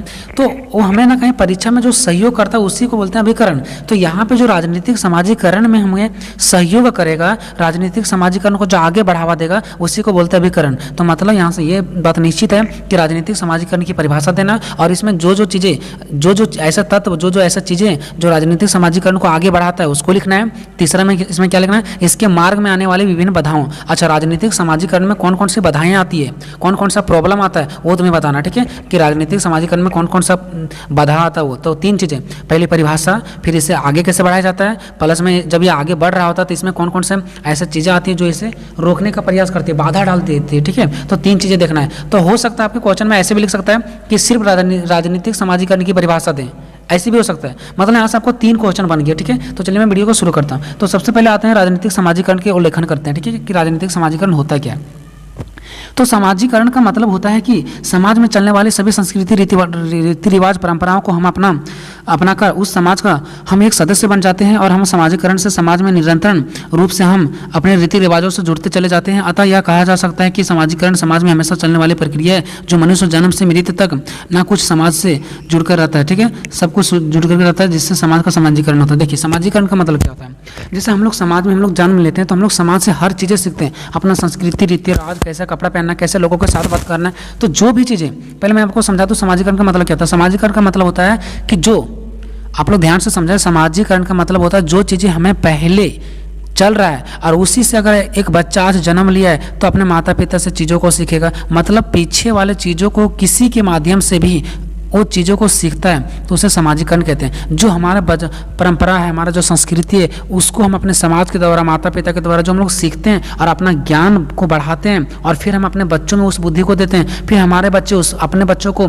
बुद्धि देते हैं। इस प्रकार से ये परंपरा बढ़ते हुए आगे चले जाता है। जैसे हमारे माता पिता ने बताया था कि आगे बड़ों का सम्मान करना चाहिए, बड़ों को ऐसे नहीं बोलते हैं, हम भी अपने बच्चों को सिखाएंगे, वो भी उसको सिखाएंगे, ठीक है। इस टाइप से हमारा समाज क्या हो जाता है, समाजीकरण हो जाता है। यानी एक पीढ़ी से दूसरी पीढ़ी में चीज़ों को स्थानांतरित होना, यानी बदलाव होना, जो मेरे अंदर है हम अपने बच्चों को अंदर देंगे, तो उसी को तो बोलते हैं समाजीकरण। जो समाज को है, समाज हमें बताता है कि ऐसे ऐसे जीना है, ऐसे रहना है, बात करना है, वो हमारा समाजीकरण है। तो राजनीतिक समाजीकरण क्या है, जो राजनीति में हमें सिखाता है। हमें राजनीति में से क्या पता चलता है, अभी राजनीति का चुनाव चल रहा है तो वहाँ पे प्रचार चलता है कि हमें इस जो अच्छे काम करता है उसको वोट देना चाहिए, जो गलत काम करता है उसे वोट नहीं देना चाहिए। तो ये चीज़ें हम अपना लिए कि हाँ भाई उसी को वोट देना जो अच्छे हैं, खराब चीज़ों को वोट नहीं देना। तो राजनीतिक में जो चीज़ें था उससे मुझे क्या पता चला, राजनीति ने मुझे क्या चीज़ें सिखाया, मुझे ये चीज़ें सिखाया कि वही सी को वोट देना है जो अच्छे काम कर रहा है। तो इसका मतलब जो राजनीति का जो पॉइंट था, अच्छे चीज़ों में वोट देना, अच्छे जो लोगों को वोट देना, वो हमारे अंदर आ चुका है। तो इसी को बोलते हैं राजनीतिक के चीज़ों जब हमारे अंदर आ जाते हैं तो वो राजनीतिक समाजीकरण हो जाता है, ठीक है। मतलब एक चीज़ों को एक से दूसरे चीज़ों में जाना समाजीकरण कर लेता है, ठीक है।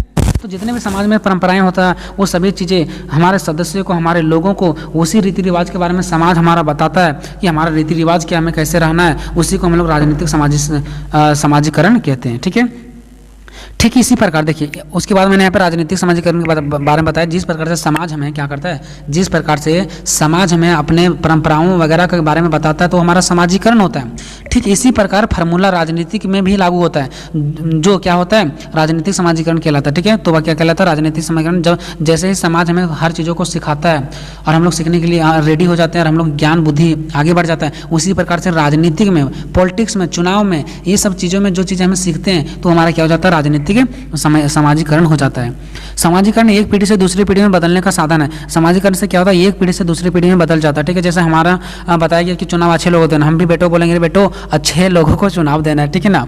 चलिए, राजनीतिक व्यवस्था को सही रूप से चलाना समाजीकरण का बहुत बड़ा योगदान होता है। देखिए, राजनीतिक व्यवस्था, जो इतना बड़ा हमारा देश चल रहा है वो राजनीतिक व्यवस्था है, और इसको चलाने के लिए समाजीकरण का बहुत बड़ा योगदान है। क्यों? क्योंकि अगर बच्चा जन्म लेता है उसको नहीं सिखाया जाएगा राजनीति के बारे में कि राजनीति क्या होता है, किसे वोट देना नहीं देना, वो तो आगे जाकर गलत निकल जाएगा, वो कुछ कर भी नहीं पाएगा। तो हम लोग पढ़ते हैं किताबों को, अच्छी चीज़ों से सीखते हैं, यानी एक से एक दूसरे में जो हमारा शिक्षक जानता है वो हमें बताता है, फिर हम जो ज्ञान बुद्धि होता है दूसरों को बताते हैं। इससे हमारा देश के बारे में पता चलता है और हमें एक अच्छा सीख मिलता है। नहीं तो अगर हम लोग को गलत कुछ ज्ञान वगैरह नहीं दिया जाएगा तो हम लोग दूसरे देश चले जाएंगे, अटपटांग जैसा करेंगे, दूसरे राज्य चले जाएंगे, बिना मतलब का रास्ता के इधर उधर भटक जाएंगे। लेकिन सारे नियम को हम लोगों ने पढ़ रखा है कि अगर गलत रास्ते में जाओगे तो तुम पिटाई खाओगे। तो ये हमारा राजनीतिक व्यवस्था को, एक पूरा सिस्टम को, हमारा जो राजनीतिक समाजीकरण है वो बहुत अच्छा योगदान देता है। क्योंकि हम लोग किसी से सीखते हैं तभी ना, यानी कि किसी से हमारे अंदर समाजीकरण होता है तभी तो हम लोग सीख पाते हैं, तो हमारा देश अच्छे रूप से चल पाता है, लड़ाई झगड़ा नहीं होता है, ठीक है। लोगों का सामाजिक और लोगों का राजनीति के प्रति ज्ञान बढ़ता है। देखो, इससे क्या होता है, जब हमारे एक दूसरे से इसका चाल उसमें जाता है, उसका ज्ञान उसमें जाता है, तो इससे हमारा राजनीति का भी सीख होता है, ठीक है, ज्ञान होता है, इसका ज्ञान का बुद्धि होता है, विकसित होता है, ठीक है।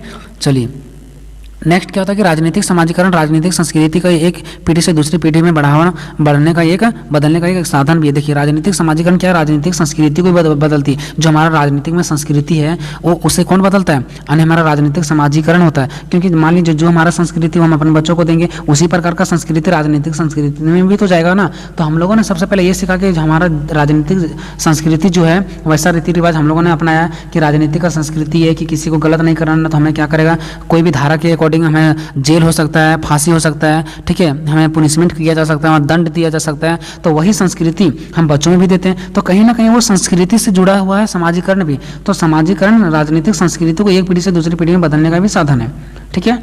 नेक्स्ट है कि राजनीतिक समाजीकरण की सबसे पहले व्याख्या करने वाला नाम। देखिए ये थोड़ा सा इंपॉर्टेंट है, बट अगर आप याद नहीं रहता क्योंकि आज ही आपका एग्जाम है तो ज़्यादा प्रेशर माइंड में नहीं लेना है, ठीक है।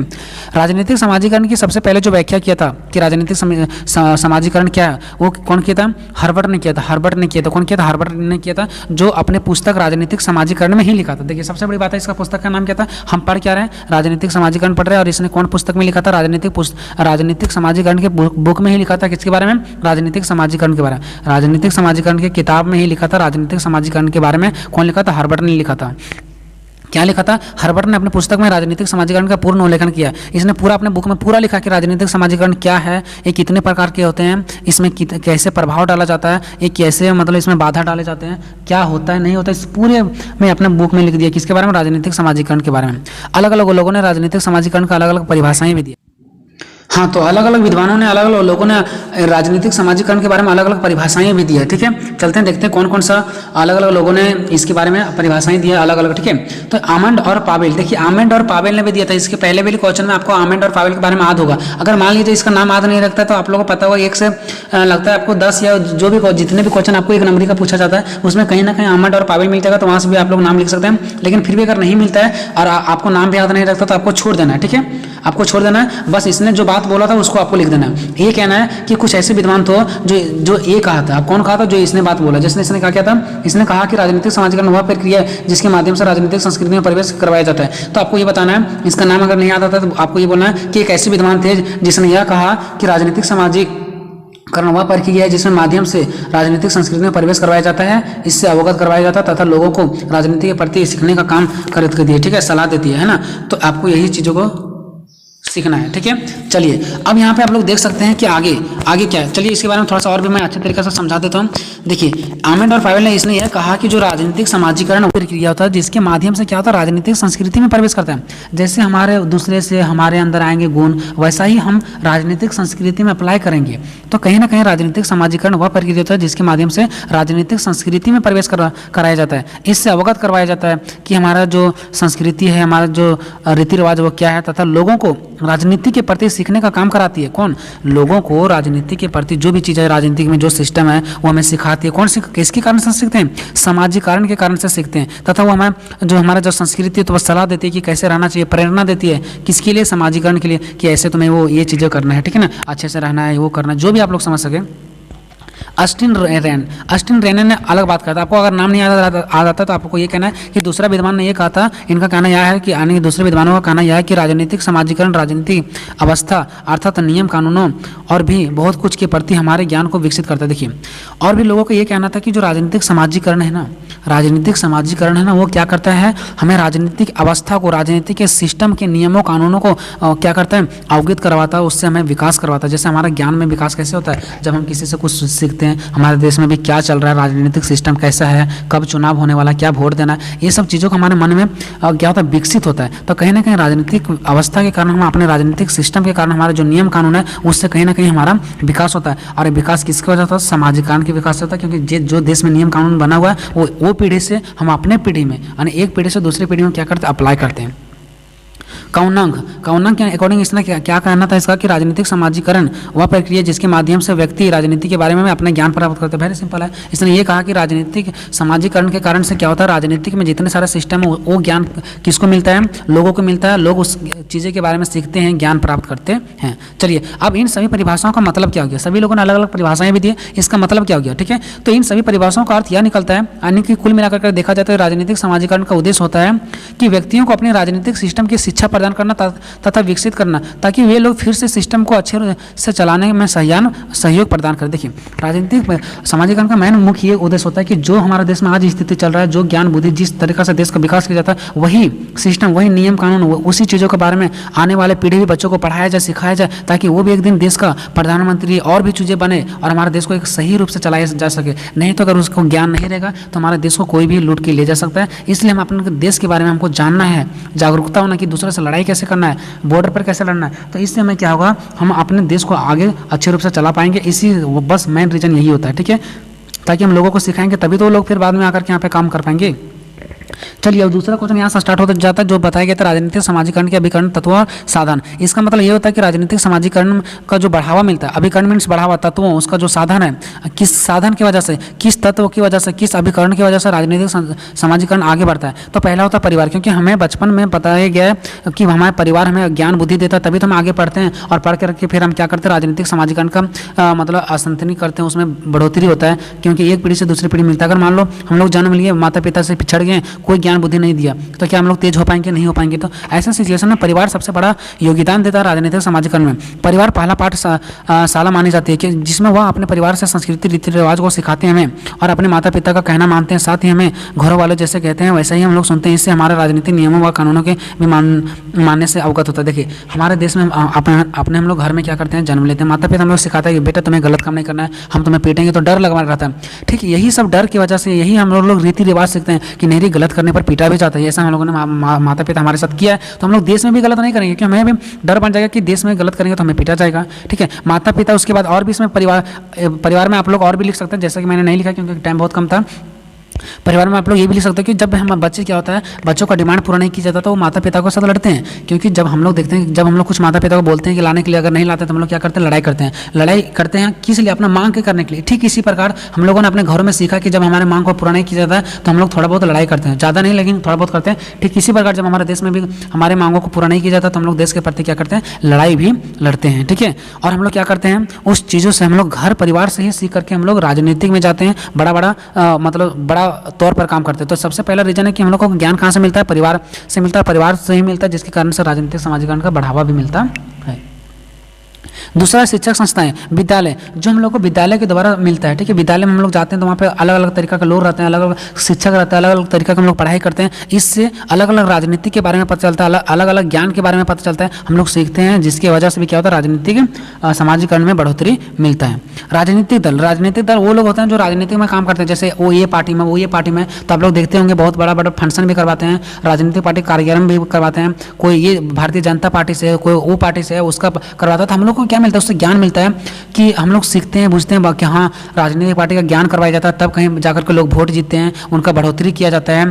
ठीक है, कभी लोगों का बुराई नहीं किया जाता है। ये सब चीज़ों को हम लोग सीखते हैं। तो कहीं ना कहीं राजनीतिक दलों से भी राजनीतिक समाजीकरण में बढ़ावा मिलता है। जब वो सामाजिक दलों द्वारा कोई कार्यक्रम करते हैं, हम लोग वहाँ पे जाते हैं, सीखते हैं, तो पता चलता है हाँ कि ये दल किस में है, कौन लोग अच्छे बोल रहे हैं, कौन लोग अच्छे काम कर रहे हैं, नहीं कर रहे हैं। ठीक है, उसके बाद राष्ट्रीय प्रतीक, हम लोग अपने राष्ट्रीय प्रतीक जैसे राष्ट्रीय चिन्ह हो गया, गीत हो गया, चिन्ह हो गया, आदि से भी देश के प्रति गर्व का उत्पन्न करते हैं कि हाँ ये हमारा देश का क्या है, ये हमारा देश का चिन्ह है। क्या हम लोगों ने हमको पढ़ा है कि जो हमारा राष्ट्रीय चक्र है, हमारा जो राष्ट्रीय गान है, जान गण मन, ये सब चीज़ें हमारा देश का राष्ट्रीय गान है, तो ये कहीं भी गाया जाएगा तो ये हमारा गर्व उत्पन्न होगा। इससे हमारा राजनीतिक समाजीकरण का भी क्या होता है, बढ़ावा होता है। संचार के साधन, संचार मीन्स हो गया टीवी वगैरह, जो हम लोग इंटरनेट वगैरह के द्वारा यूज करते हैं। ठीक है, जन संचार, जो लोगों द्वारा समाचार वगैरह टीवी के माध्यम से, रेडियो के माध्यम से ऑनलाइन पहुँचता है, तो जन संचार का भी बहुत महत्वपूर्ण योगदान होता है। टीवी के द्वारा, रेडियो के द्वारा, मीडिया के द्वारा, ये सब चीज़ें हमें जानकारी मिलता है और हमें ये पता चल पाता है कि हमारे देश में क्या हो रहा है, उस चीज़ें से, वो हमारे देश में क्या चल रहा है, वो चीज़ें हमें हमारे अंदर आता है और हम उस चीज़ों को सीखते हैं। ठीक है, अब चलते हैं नेक्स्ट की ओर कि राजनीतिक समाजीकरण में आने वाली बताएं कि राजनीतिक समाजीकरण में कब आती है बताएं। तो राजनीतिक समाजीकरण में तब आती है बताएं जब हमें अच्छा गुण ना दिया जाए, हमारे समाज जो है अच्छा तरीका से नहीं चल पा रहा है, समाज में लड़ाई झगड़ा चल रहा है, तो उस टाइम से हम लोग समाज को इग्नोर कर देते हैं, समाज की बातों को नहीं मानते और वही आदत हमारे अंदर लगा रहता है जो हम राजनीतिक में भी क्या करते हैं, उस बातों को फॉलो नहीं करते हैं। ठीक है, तो जब हमारा समाज अच्छा नहीं होता है और हमारे माता पिता का कम शिक्षित होते हैं, मतलब पढ़े लिखे नहीं होते हैं, और वो हमें अच्छे ज्ञान प्राप्ति नहीं दे पाते हैं, अच्छे पढ़ा लिखा नहीं पाते, जिसकी वजह से हम लोग भी राजनीतिक समाजीकरण में क्या हो जाता है, बाधा डल जाते हैं, उसका ज़्यादा विकास हम लोग नहीं कर पाते हैं। ठीक है, उसका साथ ही जब पर्यावरण हमारा ख़राब हो रहा होता है और हम लोग बीमारी हो जाते हैं, तो उस वजह से हम लोग पढ़ लिख नहीं पाते, बीमारी की वजह से हम लोग मर जाते हैं, तो फिर बहुत ज़्यादा दिनों तक बीमार रहते हैं, जिसकी वजह से भी सामाजिक संस्कृति का विकास नहीं हो पाता है। साथ ही जब बच्चा जन्म लेता है तो अपने माता पिता के साथ रहता है और जैसा ही माता पिता उसे व्यवहार में सिखाते हैं, जैसे ही बच्चा अगर गलत सिखा रहे हैं तो लोग गलत की ओर जाएंगे, अच्छा सिखा रहे हैं तो अच्छा की ओर जा रहे हैं। ठीक है, तो जब बच्चे अपने माता पिता से ही सब कुछ सीखता रहे, ऐसे में अगर बच्चा माता पिता ही गलत कर जाएँ तो बच्चे भी गलत कर जाएंगे और उनका बच्चा भी आने वाला ही गलत रास्ते पर चलेगा, फिर उनका बच्चा आने वाला ही गलत रास्ते पर चलेंगे। ठीक है, इससे भी क्या होगा, राजनीतिक समाजीकरण का कम विकास हो पाएगा। ठीक है। फिर बुरा समाज में व्यवहार, अगर हम समाज में बुरा व्यवहार करते हैं, बुरा संस्कृति करते हैं, तो इससे भी हमारा असर पड़ता है राजनीतिक समाजीकरण में। अब यहाँ से हम निष्कर्ष निकाल सकते हैं, निष्कर्ष लिखना बहुत जरूरी है। निष्कर्ष मीन्स पूरा अपने ऊपर में क्या पड़ा उसके बारे में यहाँ पे बताना है। तो उपरोक्त बिंदुओं को पढ़ने से मुझे इस बात का पता चलता है कि राजनीतिक समाजीकरण राजनीतिक संस्कृति को बढ़ावा देता है। यानी राजनीतिक समाजीकरण जब एक चीज़ से दूसरे लोगों में मिलता है तो उससे संस्कृति भी बढ़ जाता है कि उनका संस्कृति ऐसा था तो वही संस्कृति हम दूसरे लोगों को भी दे देते हैं। तो इससे संस्कृति और समाजीकरण में कोई ज़्यादा फर्क नहीं है। संस्कृति में भी दूसरे का संस्कृति हम लोग अपना संस्कृति अपनाते हैं, ठीक है। तो वही संस्कृति है जो हमारा परंपराएं से चलते हुआ रहा है, और परंपराएं से चलते हुआ रहा उसी चीज़ को हम भी अपनाते हैं, तो वो भी हमारा समाजीकरण भी होता है, ठीक है। अगर बुरा या अच्छा जैसा भी राजनीतिक समाजीकरण का विकास होता है, यानी कि अच्छा हो या तो बुरा हो, जैसा भी हमारा राजनीतिक समाजीकरण, जैसा हम अच्छे हैं तो हमारा बेटा भी अच्छे होगा, तो इससे राजनीतिक जो संस्कृति भी होगा वो अच्छा होगा। अगर हम खराब हैं तो हमारा खराब गुण ही हमारे बेटे में जाएगा, यानी कि हमारा खराब समाजीकरण मेरे बच्चे में जाएगा, तो वो भी हमारा क्या होगा, खराब ही होगा। तो इससे जैसा हमारा समाजीकरण रहता है वैसा ही राजनीतिक संस्कृति पर भी प्रभाव डलता है। क्वेश्चन नंबर 4, क्वेश्चन नंबर 4 क्या है, राजनीतिक सहभागिता क्या है, इसके विभिन्न रूपों, कारकों एवं महत्व का वर्णन करना है, ठीक है। यानी कि राजनीतिक सहभागिता के बारे में इधर हो सकता है विभिन्न रूपों, कारकों, महत्व दे दिया, हो सकता है विशेषता दे दे, तो उधर माइंड आपको नहीं करना, बस ये देखना राजनीतिक सहभागिता लिखा हुआ है। राजनीतिक सहभागिता क्या है, तो सबसे पहले हम हर क्वेश्चन की जैसे इसको भी समझ लेंगे कि राजनीतिक सहभागिता होता क्या है। पहले हम अपना लैंग्वेज में समझेंगे। देखो, राजनीतिक मीन्स होता है, राजनीतिक में आप लोग को सब पता है, राजनीतिक में मीन्स राजनीतिक जो हमारा देश में राजनीतिक चलता है, ठीक है, जिसमें चुनाव होता है, जनता चुनाव देती है, सरकार जीतती है, जनता के लिए काम करती है, सब चीज़ें राजनीतिक है। और सहभागिता क्या है, सहभागिता का मतलब होता है साझेदारी, जिसमें हम लोग क्या करते हैं, साझा देते हैं, यानी हेल्प करते हैं। साझेदारी मतलब क्या हो गया, हेल्प, जिसमें हम लोग करते हैं, ठीक है ना। भागीदारी, हिस्सेदारी, तो देखो राजनीतिक में जो हम लोग हिस्सेदारी निभाते हैं, जो हम लोग भागीदारी करते हैं, उसी को हम लोग राजनीतिक सहभागिता कहते हैं, मतलब भाग लेना। अब भाग किस प्रकार से लेना, जैसे जनता चुनाव का जब चुनाव होता है तो जनता वोट देती है, तो ये राजनीतिक सहभागिता है कि हम बोलेंगे कि जनता ने हमारे देश के लिए राजनीतिक सहभागिता है। कैसे, क्योंकि वो देश के लिए कुछ ना कुछ कर रहा है। क्या कर रहा है, तो चुनाव दे रहा है, तो क्या ये हमारा कहीं ना कहीं देश के लिए हिस्सेदारी है कि नहीं है, कहीं ना कहीं भाग निभा रहे कि नहीं निभा रहे। हम किसी को मदद कर रहे हैं, ये भी राजनीतिक सहभागिता है। हम चुनाव लड़े हैं, हम मुखिया बनना चाहते हैं, प्रधानमंत्री बनना चाहते हैं, ये भी सहभागिता है, क्योंकि हम देश के लिए कर रहे हैं ना, हम राजनीति के लिए कर रहे हैं ना, हम इसीलिए ना हमको जनता चुन रही है, ठीक है। मतलब जितने भी सारे कार्य है ना वो सब राजनीतिक सहभागिता है, ठीक है। तो ये आपको समझ के चलना, राजनीतिक सहभागिता क्या, जिसमें हम लोग अपने देश के लिए, राजनीति के लिए कुछ करते हैं, है ना, चाहे वो प्रत्यक्ष रूप से हो चाहे अप्रत्यक्ष रूप से हो।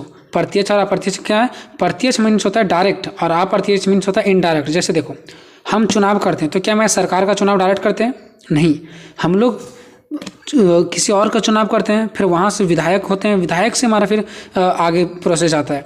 हम लोग डायरेक्ट प्रधानमंत्री को तो नहीं चुनते, तो कहीं ना कहीं हम सहभागिता हैं, हम भी पीएम को चुनते हैं, हम प्रधानमंत्री को हम ही चुनते हैं, लेकिन डायरेक्ट हम नहीं चुनते, हम किसी और को चुनते हैं और वो किसी और को चुनते हैं, तो ये हमारा अप्रत्यक्ष हो गया। लेकिन हम डायरेक्टली जिसको चुनाव करते हैं, जैसे मुखिया वगैरह हो गए छोटे लेवल पे, तो वो हमारा प्रत्यक्ष होता है, डायरेक्टली। तो चाहे हम डायरेक्टली चुनाव करें चाहे अडायरेक्टली चुनाव करें, कहीं ना कहीं हम सहभागिता तो जरूर बना रहे हैं, हम उनका जरूर हेल्प कर रहे हैं, हम अपने राजनीतिक में जरूर मदद कर रहे हैं, कहीं ना कहीं भाग ले रहे हैं कि नहीं ले रहे हैं, चाहे वो डायरेक्ट लें चाहे नहीं लें, लेकिन कहीं ना कहीं राजनीतिक सहभागिता है।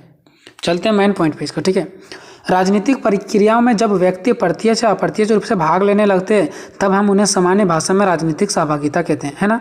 जब व्यक्ति प्रत्यक्ष रूप से मतलब डायरेक्ट या तो फिर इनडायरेक्ट रूप से राजनीतिक में क्या करने लगते हैं, भाग लेते हैं, चाहे वो किसी भी तरीके से हो। देखो, अगर जनता लड़ाई भी कर रहा है ना, आंदोलन कर रहा है ना, तो भी वो सहभागिता ही है। कैसे, क्योंकि कुछ तो गलत हुआ होगा ना देश में जो वो सुधारना चाहता है। जनता की लड़ाई लड़ रहा है तो ये भी सहभागिता है कि देश के लिए कुछ ना कुछ कर रहा है, क्योंकि अगर सरकार गलत कर रही है तो जनता आवाज़ उठाएगी, तो ये भी सहभागिता ही है, ठीक है। तो उससे हम सामान्य भाषा में क्या कहते हैं, राजनीतिक सहभागिता कहते हैं। देखो, अगर आप चैनल पर नए हैं तो प्लीज़ चैनल को सब्सक्राइब कर दो। बोलने का मन नहीं करता, फिर भी एक एनर्जी के साथ, जोश के साथ समझाना पड़ता है। देखो, इसका पॉइंट इसी में, राजनीतिक सहभागिता जनतांत्रिक, यानी जनतांत्रिक मीन्स क्या, लोकतांत्रिक जो हमारा देश है, व्यवस्था में सहमति देने या वापस लेने का प्रमुख साधन है। देखो, राजनीतिक सहभागिता से क्या होता है ना, लोकतंत्र में सहमति देना या तो वापस लेना एक प्रमुख साधन है। इसमें हम लोग क्या करते हैं, सहमति देते हैं या तो फिर सहमति लेते हैं या तो फिर नहीं देते हैं सहमति। चुनाव ही हो गया तो हम वोट देते हैं, इसका मतलब क्या, उसका सहमति दिया मैंने, हाँ कि मैं आप खड़ा हो, आप अच्छे काम करोगे, इससे मैं सहमत हूँ। तो सहमति देना या सहमति वापस लेना।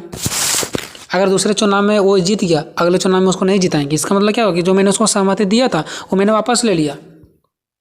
नेक्स्ट पॉइंट, राजनीतिक सहभागिता द्वारा ही शासकों को जनता के प्रति उत्तरदायी बनाया जाता है। देखो, अगर मान लो राजनीतिक सहभागिता नहीं होता तो क्या जो शासक है, शासक मतलब जो हमारा सरकारें होती है, जो जिसको हम चुनते हैं, क्या वो हमारे जनता के प्रति उत्तरदायी रहता, जनता के लिए काम करता, नहीं करता।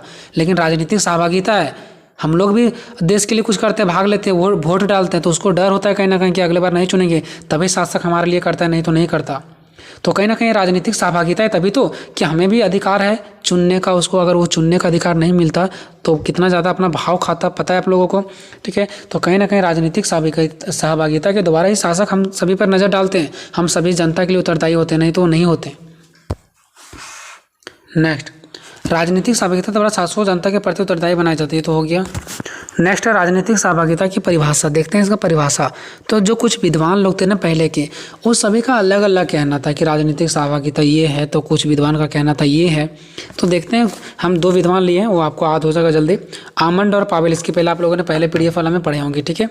आमंड और पावेल के अनुसार से क्या है, तो राजनीतिक सहभागिता का अर्थ है समाज के सदस्यों द्वारा व्यवस्था हेतु निर्णय निर्माण लेना, ठीक है। देखो यहाँ पे क्या बोल रहा है कि आमंड और पावेल ने कहा कि जो राजनीतिक सहभागिता है ना, इसका मतलब ये होता है कि समाज के जो सदस्य हैं उसके द्वारा व्यवस्था जो है सो और उसका हेतु निर्णय का निर्माण होना, मतलब निर्णयों का जो उसका व्यवस्था है उसका क्या करना, निर्णय लेना, निर्णय होना, है ना। तो आमंड और पावेल ने यही कहा कि जो समाज है उसके सदस्यों द्वारा निर्णयों या तो फिर कोई कार्य या निर्णय लेना, ठीक है, ये किसके द्वारा, जनता के द्वारा, समाज के सदस्यों द्वारा कोई भी कानून या किसी भी चीज़ों का निर्णय लिया जाता है, तो उसे हम क्या कहते हैं, राजनीतिक सहभागिता लेते हैं, कहते हैं। एक किसका कहना है, आमंड और पावेल का। नेक्स्ट चलते हैं मैकग्लोस्की के अनुसार से। मैकग्लोस्की का क्या कहना है इसके बारे में। मैकग्लोस्की भी एक विचारक थे, एक व्यक्ति थे जो इसने परिभाषा दिया किसके बारे में, राजनीतिक सहभागिता के बारे में। तो देखते हैं इसने क्या कहा। इसने कहा कि राजनीतिक सहभागिता के अंतर्गत समाज के सदस्य शासकों का चयन प्रत्यक्ष या अप्रत्यक्ष रूप से साझेदारी करते हैं। देखो इसने वही बात कहा जो मैंने पहले बताया था कि समाज के जितने सारे सदस्य होते हैं वो अपने शासक को, अपने सरकार को चयन करते हैं, चुनाव करते हैं, या तो प्रत्यक्ष रूप से या तो अप्रत्यक्ष रूप से। जैसे प्रधानमंत्री को हम लोग तो डायरेक्ट चुनते नहीं है, तो अप्रत्यक्ष रूप से हो गया। मुखिया ये जो नॉर्मल होते हैं उसको हम लोग किससे चुनते हैं, प्रत्यक्ष रूप से, डायरेक्ट हम जाते हैं और चुनाव करते हैं उसको, ठीक है। तो कहीं ना कहीं इसने कहा कि जो शासक, जो हमारे लोग होते हैं वह प्रत्यक्ष रूप से या अप्रत्यक्ष रूप से नहीं, लेकिन चुनाव तो करते ही करते हैं। तो इसी को हम लोग क्या बोलते हैं, राजनीतिक सहभागिता। मतलब सहभागिता का मतलब हो गया किसी भी रूप से हम चाहे गलत ही क्यों ना कर रहे हैं, हम चाहे गलत ही क्यों ना कर रहे हैं, वो भी हमारा राजनीतिक सहभागिता कहलाएगा। क्योंकि देखो हम जो भी कुछ कर रहे हैं उसका इफेक्ट कहीं ना कहीं पहुंचेगा राजनीतिक पर, और राजनीति के बारे में जो भी कुछ करते हैं ना उसी को हम लोग कहते हैं राजनीतिक भागीदारी। लिया मैंने राजनीतिक सहभागिता। अगर कोई नेता है उसका प्रचार कर रहा है तो वो भी राजनीतिक सहभागिता है। चलो अब देखते हैं यहाँ पे राजनीतिक सहभागिता की प्रमुख क्रियाएं कौन सा है, प्रमुख क्रियाएं, ठीक है। मतलब क्या, राजनीतिक सहभागिता के जो प्रमुख काम है वो क्या है ना, इसमें क्या क्या चीज़ें, क्रियाएं हैं, क्या क्या चीज़ें शामिल हैं। तो राजनीतिक सहभागिता में विभिन्न प्रकार की क्रियाएं शामिल की जाती है। कौन कौन सा क्रियाएं उसको देखते हैं। तो देखो क्रियाएं भी जो है ना उसको 2 व्यक्ति ने कहा है। एक मैकग्लोस्की ने अलग तरीके से कहा है, तो यहाँ पे दूसरा देख सकते हैं रॉपर तथा वुडवर्ड ने, ठीक है। तो पहला देखते हैं मैकग्लोस्की ने क्या कहा है कि राजनीतिक जो हमारे ये राजनीतिक सहभागिता है इसकी कितनी क्रियाएं हैं। तो देखो मैकग्लोस्की ने निम्न क्रियाएं शामिल की है। कौन कौन, मतदान, इसने मतदान को शामिल किया, जानकारी प्राप्त करना, वाद विवाद सभाओं में उपस्थित होना, चंदा देना, प्रतिनिधियों के साथ संपर्क रहना, चुनाव में भाग लेना, भाषण देना, भाषण लिखना। मतलब मैकग्लोस्की ने कहा है कि राजनीतिक जो सहभागिता होता है उनमें निम्नलिखित कार्य होते हैं, जनता निम्नलिखित कार्य करते हैं। कौन कौन सा कार्य होते हैं, कौन सा क्रियाएं होती हैं, क्रियाएं मतलब काम, कौन कौन सा काम होते हैं। तो उनका कहना है मतदान, निश्चित तौर पर मतदान होता है, ये भी राजनीतिक सहभागिता है। जानकारी प्राप्त करना, ये भी राजनीतिक सहभागिता। अगर हम लोग देश के बारे में कोई जानकारी प्राप्त कर रही है, कहाँ पे क्या हो रहा है, ये भी राजनीतिक सहभागिता। हमने क्या कहा, और A to Z जो भी कुछ करते हैं सब राजनीतिक सहभागिता है। वाद विवाद, सभाओं में उपस्थित होते हैं, कोई भी सभा होता है, बैठक होता है, उसमें उपस्थित होते हैं, वो भी राजनीतिक सहभागिता है। चंदा देना, चंदा कोई भी चीज़ में देते हैं तो वो भी राजनीतिक सहभागिता है, चाहे टैक्स दो चाहे कुछ भी दो। प्रतिनिधियों के साथ संपर्क में रहना, जो भी प्रतिनिधि है, चाहे वो SP हो, DC हो, कोई भी चीज़ हो, उन सभी के साथ हम संपर्क में रहते हैं, ये भी हमारा राजनीतिक सहभागिता है। चुनाव में भाग लेना, भाषण देना, भाषण लिखना, ये सब का सब चीज़ें राजनीतिक सहभागिता है। एक कहना है किसका, मैकग्लोस्की के अनुसार से। अब एक और विचारक है, एक और व्यक्ति हैं, रॉपर तथा वुडवर्ड। अगर रॉपर नहीं लिख पाओगे तो एक व्यक्ति का नाम लिख देना वुडवर्ड के अनुसार से। तो वुडवर्ड ने निम्न क्रियाएं शामिल किया। इसने कौन कौन सा काम शामिल किया राजनीतिक सहभागिता में? इसने कहा है कि राजनीतिक जो सहभागिता है ना, उसमें चुनाव में भाग लेना। इसने कहा कि चुनाव में भाग लिया जाता है। समूहों का सदस्य बनकर इन्हें समर्थन करना, कि समूह का सदस्य बनते हैं और उनका समर्थन करते हैं। जैसे मान लो कोई नेता का पार्टी है, उसमें क्या हो रहा है, रैली निकल रहा है, तो उस पूरे समूह में क्या करते हैं, शामिल होते हैं और उन्हें समर्थन करते हैं। विधायकों से प्रत्यक्ष संचार करना, ठीक है, यानी विधायकों से डायरेक्टली हम लोग क्या करते हैं, मिलते हैं, कुछ बातें करते हैं, है ना, कुछ बातों को हम लोग भेजते हैं। चौथा, राजनीतिक दलों में भाग लेकर विधायकों पर अधिकार प्राप्त करना। देखो, राजनीतिक दल में हम भाग लेते हैं, मान लो हम वोट पे खड़ा हो गए हैं, मुखिया में खड़ा हो गए हैं, हमें चुनाव से जिताया गया, तो हम राजनीतिक दल में भाग लेते हैं, जीतते हैं, फिर विधायक पर अधिकार प्राप्त करते हैं, फिर धीरे धीरे हम विधायक के लेवल तक बढ़ते हैं और वहाँ अधिकार प्राप्त करते हैं। पाँचवा, अन्य नागरिकों का विचार का प्रचार करना, और अन्य जो नागरिक होता है, हमसे जो नीचे लेवल का नागरिक है, मेरे पास थोड़ा ज्ञान ज़्यादा है और तो फिर हम कोई ऊंचे पद पर पहुँच गए हैं, तो राजनीतिक में क्या होता है ना, जो जितने सारे नागरिक हैं उनकी बातों को हम प्रचार करते हैं, मतलब आगे तक बात पहुँचाते हैं, जनता का प्रॉब्लम को सुनते हैं, सभी तक शेयर करते हैं, है ना। अब यहाँ पे देखो, अब आप लोगों ने देख लिया कि ऊपर ने बहुत सारे विद्वानों ने बहुत कुछ बताया, ठीक है। आने की अगर हमने देखा तो मैकग्लोस्की ने अलग तरीक़े से कहा, तो वुडवर्ड ने अलग तरीके से कहा। अब थोड़ा सा अपने तरीक़े से, है ना, कि विभिन्न विद्वानों के विचारों के विश्लेषण के बाद राजनीतिक सहभागिता के कुछ प्रमुख रूपों का वर्णन इस प्रकार है। मतलब उन लोगों के विश्लेषण करने के बाद हम कुछ इनका प्रमुख वर्णन इस प्रकार से कर सकते हैं कि राजनीतिक सहभागिता में क्या क्या चीज़ें होती है। तो पहला, मतदान।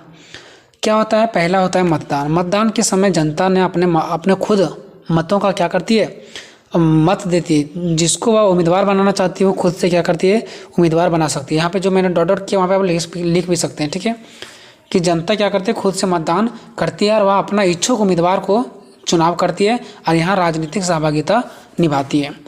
दूसरा, धन देना। धन देना भी एक राजनीतिक सहभागिता है, लेकिन ये सही नहीं है। धन दे करके भी कुछ लोग क्या करते हैं, वोट को प्राप्त करते हैं, अपना ज़्यादा पैसा खर्चा करके। आप लोग देखे होंगे बहुत सारा पैसा खर्चा करके, तो ये भी राजनीतिक सहभागिता ही है। लेकिन लोकतंत्र देश में ये अपवाद माना गया है, ये खराब चीज़ें माना गया, बुरा चीज़ें माना गया इसको, कि हमारे लोकतंत्र को खराब कर देगा अगर पैसों दे करके वोट खरीदा जाएगा। तो ये भी राजनीतिक सहभागिता है कि पैसे देकर के वोट खरीद रहा है, फिर भी ये लेकिन गलत है। तीसरा, चुनाव लड़ना। ये जो चुनाव लड़ते हैं, चाहे मुखिया में चुनाव लड़े, चाहे वार्ड सदस्य में, कुछ भी चीज़ में अगर हम चुनाव लड़ते हैं तो ये भी राजनीतिक सहभागिता है कि हम अपने देश के लिए कुछ करेंगे, है ना।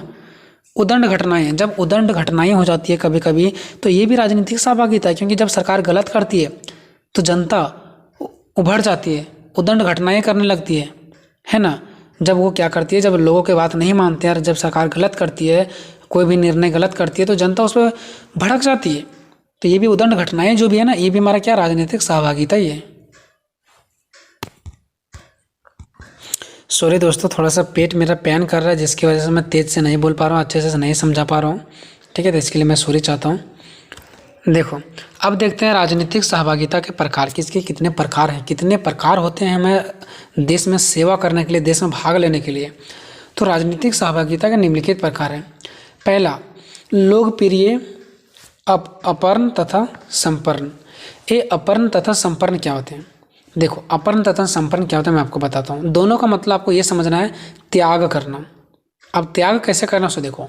जैसे सपोज करो आपको कोई मार दिया, ठीक है, और आप भी उसे मारना चाहते हैं, आप गुस्से में कि हम उसको मारेंगे ही मारेंगे, फिर भी 10 लोगों ने कहा कि नहीं छोड़ो मत मारो, फिर भी आपके अंदर गुस्सा है कि नहीं मैं इसको मारूंगा तभी बदल लूँगा, लेकिन 10 लोगों ने कहा छोड़ दो मत मारो, तो कहीं ना कहीं आप अपर्ण कर दिए, संपर्क कर दिए कि चलो छोड़ो हटाओ नहीं मारेंगे उसको। तो आप मारना चाहते तो उसको, लेकिन कुछ लोगों की वजह से आप क्या करके नहीं मारे, त्याग दिए अपने अंदर की इच्छा को, अपने अंदर वाली बातों को त्याग दिए, अपने मन की बातों को त्याग दिए, है ना। तो उसी को बोलते हैं अपर्ण तथा संपन्न।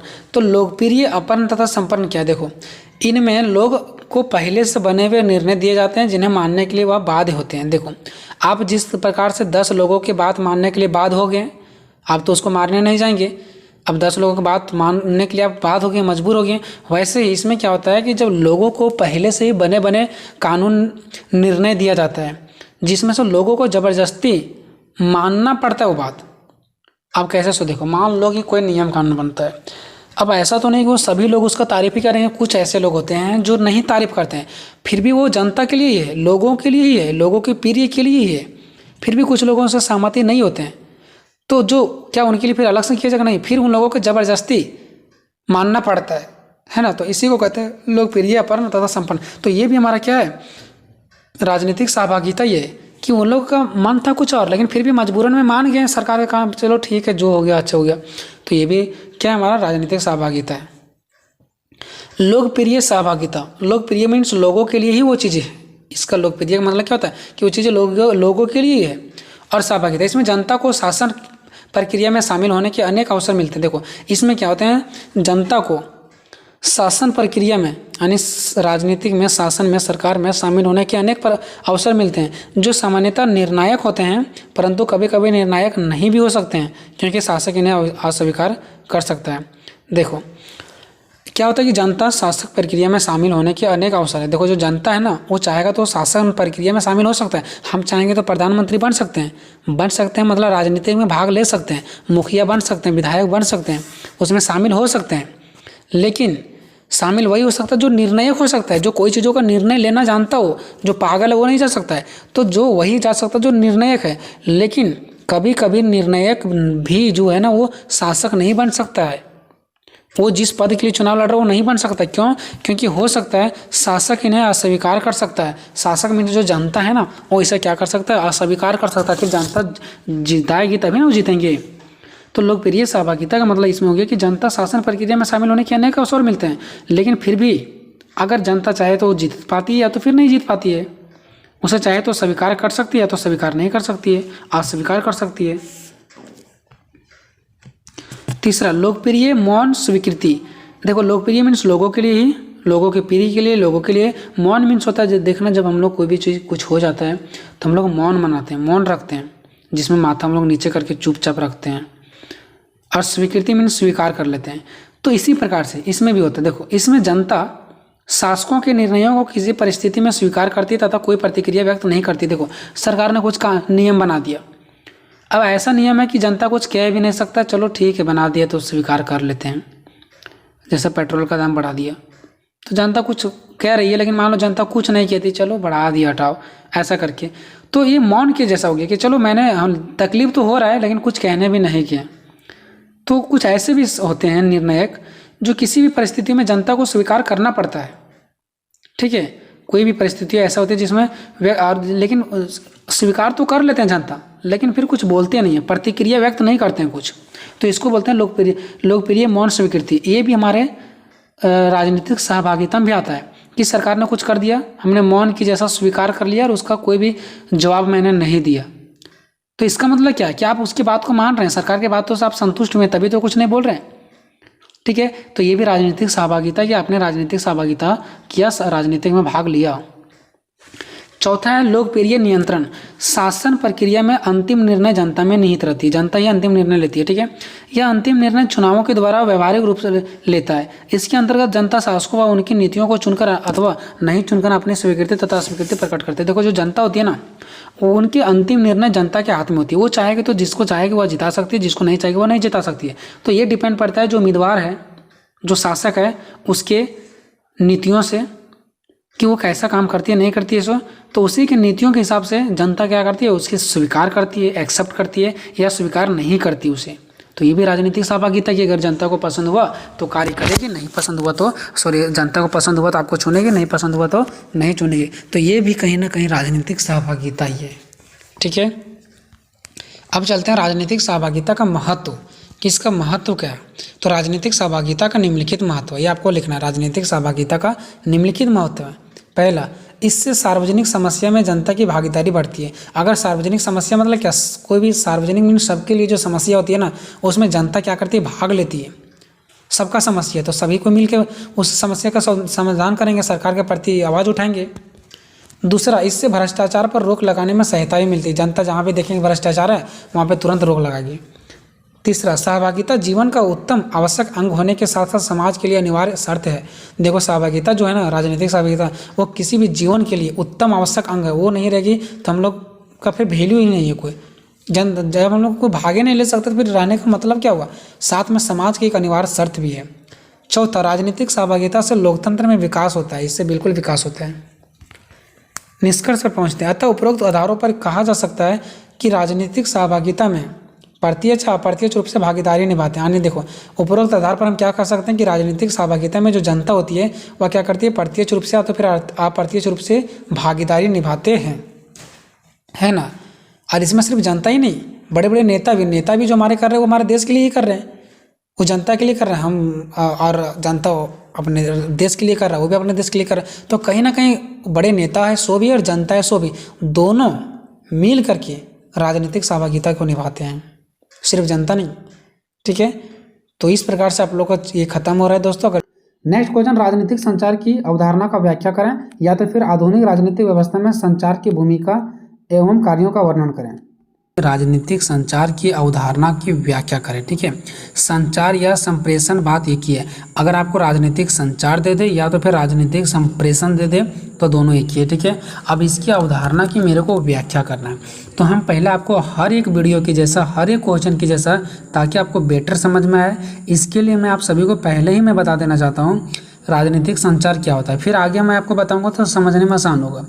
संचार का मतलब होता है एक विचार को एक जगह से दूसरे जगह पहुंचाना। ठीक है, अगर हमारा विचार, हमारा एरिया है, जैसे हम कोडरमा डिस्ट्रिक्ट में रहते हैं तो हमारा कोडरमा डिस्ट्रिक्ट का जो विचार है वो हम किसी दूसरे डिस्ट्रिक्ट में पहुंचा रहे हैं विचार को, चाहे कोई चीज़ों को पहुंचाते हैं तो उसको बोलते हैं संचार। एक जगह से दूसरे जगह अपने विचारों को क्या करना है, भेजना, ये हमारा संचार कहलाता है। ठीक है, बट राजनीतिक संचार क्या है, तो राजनीतिक में एक जगह से दूसरे जगह, यानी जो राजनीतिक व्यवस्था होता है, पॉलिटिक्स जो नेता लोग खेलते हैं, ठीक है, तो उस राजनीतिक व्यवस्था में एक जगह से दूसरे जगह विचार पहुंचाना ही क्या कहलाता है, राजनीतिक संचार कहलाता है। जैसे फॉर मैं एग्जांपल बताता हूँ आपको। मान लो जनता की क्या दिक्कत है, क्या तकलीफ है, क्या हमारा प्रधानमंत्री यहाँ देखने के लिए आएगा, नहीं देखने के लिए आएगा। प्रधानमंत्री को कैसे पता है कि हमारे देश में कितने करोड़ नागरिक हैं, सो उसको कैसे पता है कि हमारे देश में कितने शिक्षित कितना अशिक्षित है। प्रधानमंत्री को ये बात कैसे पता है कि कितने यहाँ पे पढ़े लिखे हैं, यानी कितने पुरुष हैं, कितने महिलाएं हैं। सो वो कैसे जानते हैं कि हमारे देश में बहुत सारे लोग गरीब रास्ते पर भूखे मर रहे हैं। सो क्योंकि वहाँ तक सूचना पहुँचा हुआ है, गरीब लोगों का सूचना वहाँ तक पहुँचा हुआ है, किसी ना किसी माध्यम से जनता से लेकर के सरकार तक सूचना पहुंची हुई है, चाहे वो कोई पत्र के माध्यम से हो, चाहे टीवी टेलीविजन किसी भी माध्यम से हो। तो जब एक जगह से विचार दूसरे जगह पहुंचता है ना, और ये राजनीतिक सिस्टम में पहुंचा हुआ है, अब फिर जब मंत्रियों तक पहुंचेगा कि यहाँ के गरीब लोग मर रहे हैं, यहाँ पानी नहीं है, तो जब वहाँ तक पहुँचेगा बात विचार, तो वो देखेगा कि क्या सही है क्या गलत है, क्या वाकई में इन लोगों का कोई प्रॉब्लम है तो उसके लिए हमें काम करना है, या वाकई में इन लोगों का कोई प्रॉब्लम नहीं है उसके लिए हमें काम नहीं करना है। तो ये सब चीज़ें जो निर्णय लिया जाता है कि हमें काम करना है नहीं करना है, कहाँ ज़्यादा काम करना है, कहाँ किस प्रकार का काम करना है, कहाँ पे काम करने से किसका किस टाइप से प्रभाव पड़ेगा, क्या लोगों के लिए सही रहेगा नहीं रहेगा, तो ये सब बातों कैसे पता चलता है उन लोगों को, तो संचार के माध्यम से एक जगह से दूसरे जगह जो विचार पहुँचता है उस सबको को कैसे पता चलता है कि यहाँ पे प्रॉब्लम है। सो या तो जनता आवाज़ उठाती है या तो जनता किसी के माध्यम से बताती है। तो यही हमारा राजनीतिक संचार होती है। ठीक है दोस्तों, तो आई होप आप लोगों को समझ में आ गया होगा। अब मैं आप सभी को बताता हूँ राजनीतिक संचार। राजनीतिक संचार की अवधारणा संचार की अवधारणा पर आधारित है। सिंपल सी बात है। देखो राजनीतिक संचार दो वर्ड से मिलकर बना है, एक राजनीतिक प्लस संचार। तो राजनीतिक संचार किस पर टिका हुआ है, संचार पर टिका हुआ है। संचार मतलब क्या, एक जगह से दूसरी जगह विचार जाना। ठीक है, तो राजनीतिक संचार की अवधारणा है सो संचार की अवधारणा पर ही आधारित है। संचार को समझने के बिना राजनीतिक संचार को समझना कठिन है। जब तक हम लोग संचार को नहीं समझेंगे तब तक राजनीतिक संचार को कैसे समझेंगे। तो सबसे पहले ये संचार को समझे बिना बिना हम लोग राजनीतिक संचार को नहीं समझ सकते हैं, ठीक है। संचार को परिभाषित का व्यवस्थित प्रयास सर्वप्रथम नॉबर्ट विनर ने किया। यहाँ से 1 नंबर का मार्क्स बनेगा कि जो राजनीतिक संचार को जो सबसे पहला परिभाषा दिया है वो किसने दिया है, तो दिया नॉबर्ट विनर ने। नॉबर्ट विनर ने ही सबसे पहले राजनीतिक संचार का परिभाषा दिया। क्या कहा इसने, चलो सुनते हैं। इसने ये कहा कि संचार एक मस्तिष्क से दूसरे मस्तिष्क तक सूचनाओं का आदान प्रदान है। मैंने भी बोला था, मान लो मेरा मस्तिष्क में या तो हमारे गांव वाले के मस्तिष्क में क्या बातें चल रहा है कि यहाँ कुछ पानी नहीं है, यहाँ खाने पीने की व्यवस्था नहीं है, तो वही हमारे मस्तिष्क के बाद सरकार के मस्तिष्क तक पहुँचेगा। तो यही एक मस्तिष्क से दूसरे मस्तिष्क तक सूचनाओं का आदान प्रदान ही हमें क्या कहलाता है, हमारा राजनीतिक संचार कहलाती है, ठीक है। उसने आगे कहा कि जीवन में पर्यावरण से जानकारी को ग्रहण करना, उस जानकारी का पर्यावरण के साथ तालमेल बैठाने में प्रयोग करना, बाहरी पर्यावरणों के साथ प्रभावी ढंग से रहने की प्रक्रिया संचार है। मतलब इसने ये कहा, उसने आगे ये कहा कि जो पर्यावरण से जानकारी ग्रहण हम लोग करते हैं ना, जैसे हम लोग पर्यावरण से ग्रहण जानकारी करते हैं, आप कुछ भी जानकारी, पर्यावरण मतलब क्या है, हमारा इन्वायरमेंट। मान लो हमारा पूरा देश के अंदर से जो भी चीज़ हम लोग ग्रहण करते हैं, जो चीज़ें सीखते हैं, जानते हैं, वो अगर मान लो कोई देख रहे हैं कि कोई लड़की के साथ गलत छेड़छाड़ किया है तो उसको बहुत ज़्यादा पिटाई पड़ा, हमारा देश का कानून है सो उसे बहुत ज़्यादा क्या दिया, दंड दिया। तो उस पर्यावरण के माहौल से उसको हम लोग देखते हैं, समझते हैं। कोई लोग बोलता है कि उसे ये सज़ा मिला, फांसी का सज़ा मिला, तो उससे हम लोग डर जाते हैं। अब उससे भी कहीं ना कहीं वो जो नियम कानून था वो हमारे भी मस्तिष्क में आ गया। तो पर्यावरण से हमें कुछ ना कुछ जानकारी ग्रहण करने को मिलता है, ठीक है। कोई गलत काम करता है तो भी उसे सज़ा मिलता है, तो वो सभी चीज़ों का जानकारी प्राप्त होता है। तो पर्यावरण से हमें बहुत सारे चीज़ों का ग्रहण होता है, जानकारी मिलता है, ठीक है। और उस जानकारी का पर्यावरण के साथ तालमेल बैठाने का प्रयोग करना, और उस जो जानकारी होता है ना उसको हम लोग क्या करते हैं, पर्यावरण के साथ तालमेल बैठाते हैं। मतलब हम लोग सोचते हैं कि क्या सही है, क्या गलत है, क्या वाकई में वो आदमी ने सही किया था या गलत किया था। उसने गलत किया था तो ठीक है, सज़ा मिला, लेकिन वो आदमी गलत नहीं किया था। तो इस प्रकार से हम लोग जो तालमेल बैठाते हैं, ठीक है। प्लस में बाहरी पर्यावरण के साथ प्रभावी ढंग से रहने की प्रक्रिया। और एक बाहरी पर्यावरण मतलब कि हम एक जगह से दूसरी जगह अगर जाते हैं तो वहाँ के नियम कानून के अनुसार से हमको रहना पड़ता है। तो ये भी एक वहाँ के हम लोग लोगों के चलन से, लोगों का भाषा बोली से हम लोग पकड़ लेते हैं कि यहाँ का क्या चीज़ है, यहाँ का इन्वायरमेंट कैसा है, यहाँ का पर्यावरण में रहने वाले लोगों का नियम कानून कैसा है, और उनके विचार से हम लोग उनके मस्तिष्क का बात हम लोग पढ़ लेते हैं और वहाँ के जैसा हम लोग भी उसी के ढंग से रहने लगते हैं। तो कहीं ना कहीं उसके विचार का बात हमारे भी विचार में आ गया। उसका जिस प्रकार से वो लोग रह रहे खा रहे हैं, जब हम दूसरे एरिया में जाते हैं तो उसी प्रकार से हम भी रहना स्टार्ट करते हैं। तो हम उसको पूछते नहीं, देख करके सब चीज़ें पता चल जाता है, ठीक है। ठीक है, तो यही सब बोला कि साथ प्रभावी ढंग से रहने की प्रक्रिया संचार है। यह राजनीतिक व्यवस्था के विभिन्न भागों को आपस में जोड़ता है। मतलब ये जो राजनीतिक संचार हुआ है वो क्या करते हैं, राजनीतिक व्यवस्था के विभिन्न भागों को देखो हमारे देश में इतना बड़ा सिस्टम चल रहा है, तो अलग अलग जगह में अलग अलग राजनीतिक व्यवस्था है, और इस सभी राजनीतिक व्यवस्था को आपस में क्या करती है, जोड़ती है। कौन, राजनीतिक संचार। क्यों, क्योंकि राजनीतिक संचार के माध्यम से ही तो हमारा देश चलता है ना, एक जगह से दूसरी जगह बात चलता है। तो सभी राजनीतिक व्यवस्था को जोड़ के रखता है। कौन जोड़ता है, राजनीतिक संचार, ठीक है। चलो उसके बाद राजनीतिक संचार का अर्थ समझते हैं। अभी तक मैंने इसका परिचय देखा, अब राजनीतिक संचार का अर्थ समझते हैं। तो संचार शब्द की उत्पत्ति जो हुआ है ना, वो ग्रीक शब्द से हुई। किससे हुई, ग्रीक शब्द से हुआ, जिसका अंग्रेजी का अर्थ होता है संचालक। संचालक मतलब चलाने वाला, ठीक है।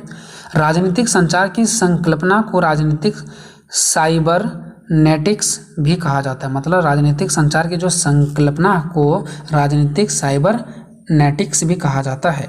साइबरनेटिक्स सूचनाओं के आदान प्रदान को ही इंगित करता है। मतलब साइबरनेटिक्स क्या बताता है, सूचनाओं जो एक जगह से दूसरे जगह जाता है उसी के बारे में बताता है। कौन, साइबरनेटिक्स, ठीक है। नॉबर्ट विनर की इस बात से, ये जो नॉबर्ट विनर है वो कौन था, जो सबसे पहले हमारा राजनीतिक संचार का परिभाषा दिया था, ठीक है। तो नॉबर्ट विनर की इस बात से अन्य राजनीतिक विज्ञान भी सहमत है। मतलब इसने जो सबसे पहला राजनीतिक विज्ञान की परिभाषा कौन दिया था, नॉबर्ट विनर ने दिया था, और इसके बाद से सभी लोग सहमत है। जितने भी सारे वैज्ञानिक लोग हैं, राजनीतिक वैज्ञानिक लोग, वो सभी इनके बातों से क्या है, सहमत है। राजनीतिक विज्ञान भी इससे क्या है, सहमत है, ठीक है।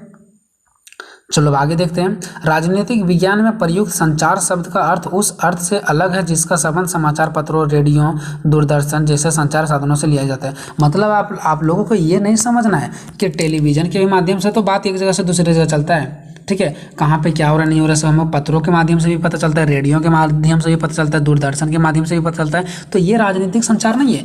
ये सब क्या होता है, एक जगह से दूसरे जगह बात पहुँच जाता है, बस कि वहाँ पे क्या हुआ, वहाँ का बात हमारे पास पहुँचता है। तो ये हमारा पत्रों के माध्यम से, रेडियो के माध्यम से जो पहुँचता है, ये भी एक संचार ही है, लेकिन राजनीतिक संचार नहीं है। ये भी एक संचार है, लेकिन राजनीतिक संचार होता है जो राजनीतिक सिस्टम में चलता है, पॉलिटिक्स में जो चीज़ें चलता है, ठीक है। तो वो जो हमारा टीवी के द्वारा से जो चीज़ें हमें पता चलता है कि यहाँ के ग्रामीण लोग भूखे मर रहे हैं, तो ये हमारा राजनीतिक संचार नहीं है, ठीक है। राजनीतिक संचार तो राजनीतिक व्यवस्था के एक भाग से दूसरे भाग तक मांगों और नियमों का गत्यात्मक संचरण है। मतलब इसने ये कहा कि जो राजनीतिक संचरण है ना, वह राजनीतिक व्यवस्था का एक भाग से, राजनीतिक व्यवस्था के एक भाग से दूसरे भाग तक क्या करता है, पहुंचाने का काम करता है, ठीक है। नेक्स्ट क्या, यह राजनीतिक व्यवस्था के विभिन्न भागों को आपस में जोड़ता है, इसलिए राजनीतिक संचारण का संबंध राजनीतिक व्यवस्था के अध्ययन से ही संबंधित है। मतलब क्या करती है, राजनीतिक व्यवस्थाओं को एक भाग से दूसरे भाग को इससे क्या कर देती है, जोड़ देती है। कौन, राजनीतिक संचरण, राजनीतिक संचार, ठीक है। अब देखते हैं राजनीतिक संचार की परिभाषा। कुछ विद्वानों ने इसका परिभाषा दिया है, तो दो विद्वान का नाम ये जीन के अनुसार से, जीन एक विद्वान था, इसने क्या कहा राजनीतिक संचार के बारे में, ये हम लोग देखेंगे। फिर ल्यूसियन पाई ने क्या कहा राजनीतिक संचार के बारे में, इसके बारे में देखेंगे, ठीक है। तो जीन ने कहा राजनीतिक संचार राजनीतिक व्यवस्था के एक भाग से दूसरे भाग तक मांगों और निर्णयों का गतिशील आंदोलन है। मतलब इसने ये कहा कि राजनीतिक संचार जो है वो राजनीतिक व्यवस्था के एक भाग से दूसरे भागों तक क्या करते हैं, मांगों को और निर्णयों का गतिशील आंदोलन है। मतलब जो भी चीज़ कहीं लोगों का मांग होता है, या तो फिर कहीं नियम कानून का निर्णय लेना पड़ता है कि नहीं वहाँ का ग्रामीण लोग गरीब है तो वहाँ से बिजली बिल नहीं लेना चाहिए, तो जो भी लोगों का मांग होता है या तो फिर उन लोगों के लिए कुछ निर्णय बनाते हैं, तो यह क्या गतिशील प्रक्रिया है, ठीक है। एक भाग से दूसरे भागों तक का यह क्या है, एक गतिशील आंदोलन है, ये कहना है जीन का। ल्यूसियन पाई ने क्या कहा, ल्यूसियन पाई ने कहा कि राजनीतिक संचारण राजनीतिक व्यवस्था का ताना बाना है। ताना बाना का मतलब है कि ये हमेशा क्या करते हैं, एक दूसरे को तक संचार, एक दूसरे तक सूचनाओं को क्या करती है, ताना बाना करती है, मतलब बिखेरती है, एक जगह से दूसरी जगह पहुंचाती है। और ये जो ल्यूसियन पाई का बात था ना, इसका जो परिभाषा है ना, वो जीन की परिभाषा से मिलता है, यानी कि ये दोनों का परिभाषा आपस में क्या कर जाता है, मिल जाता है, ठीक है। अब हम लोग यहाँ पे ये देखेंगे, देखो अब यहाँ पे देखेंगे राजनीतिक संचार के तत्व कि जो राजनीतिक संचार है इसका तत्व क्या है, ठीक है। तो हम लोग देखेंगे राजनीतिक संचार का तत्व देखेंगे। तो राजनीतिक संचार के 4 तत्व हैं, ठीक है। राजनीतिक संचार के 4 तत्व माने गए हैं जो संचार के अंतर्गत होते हैं।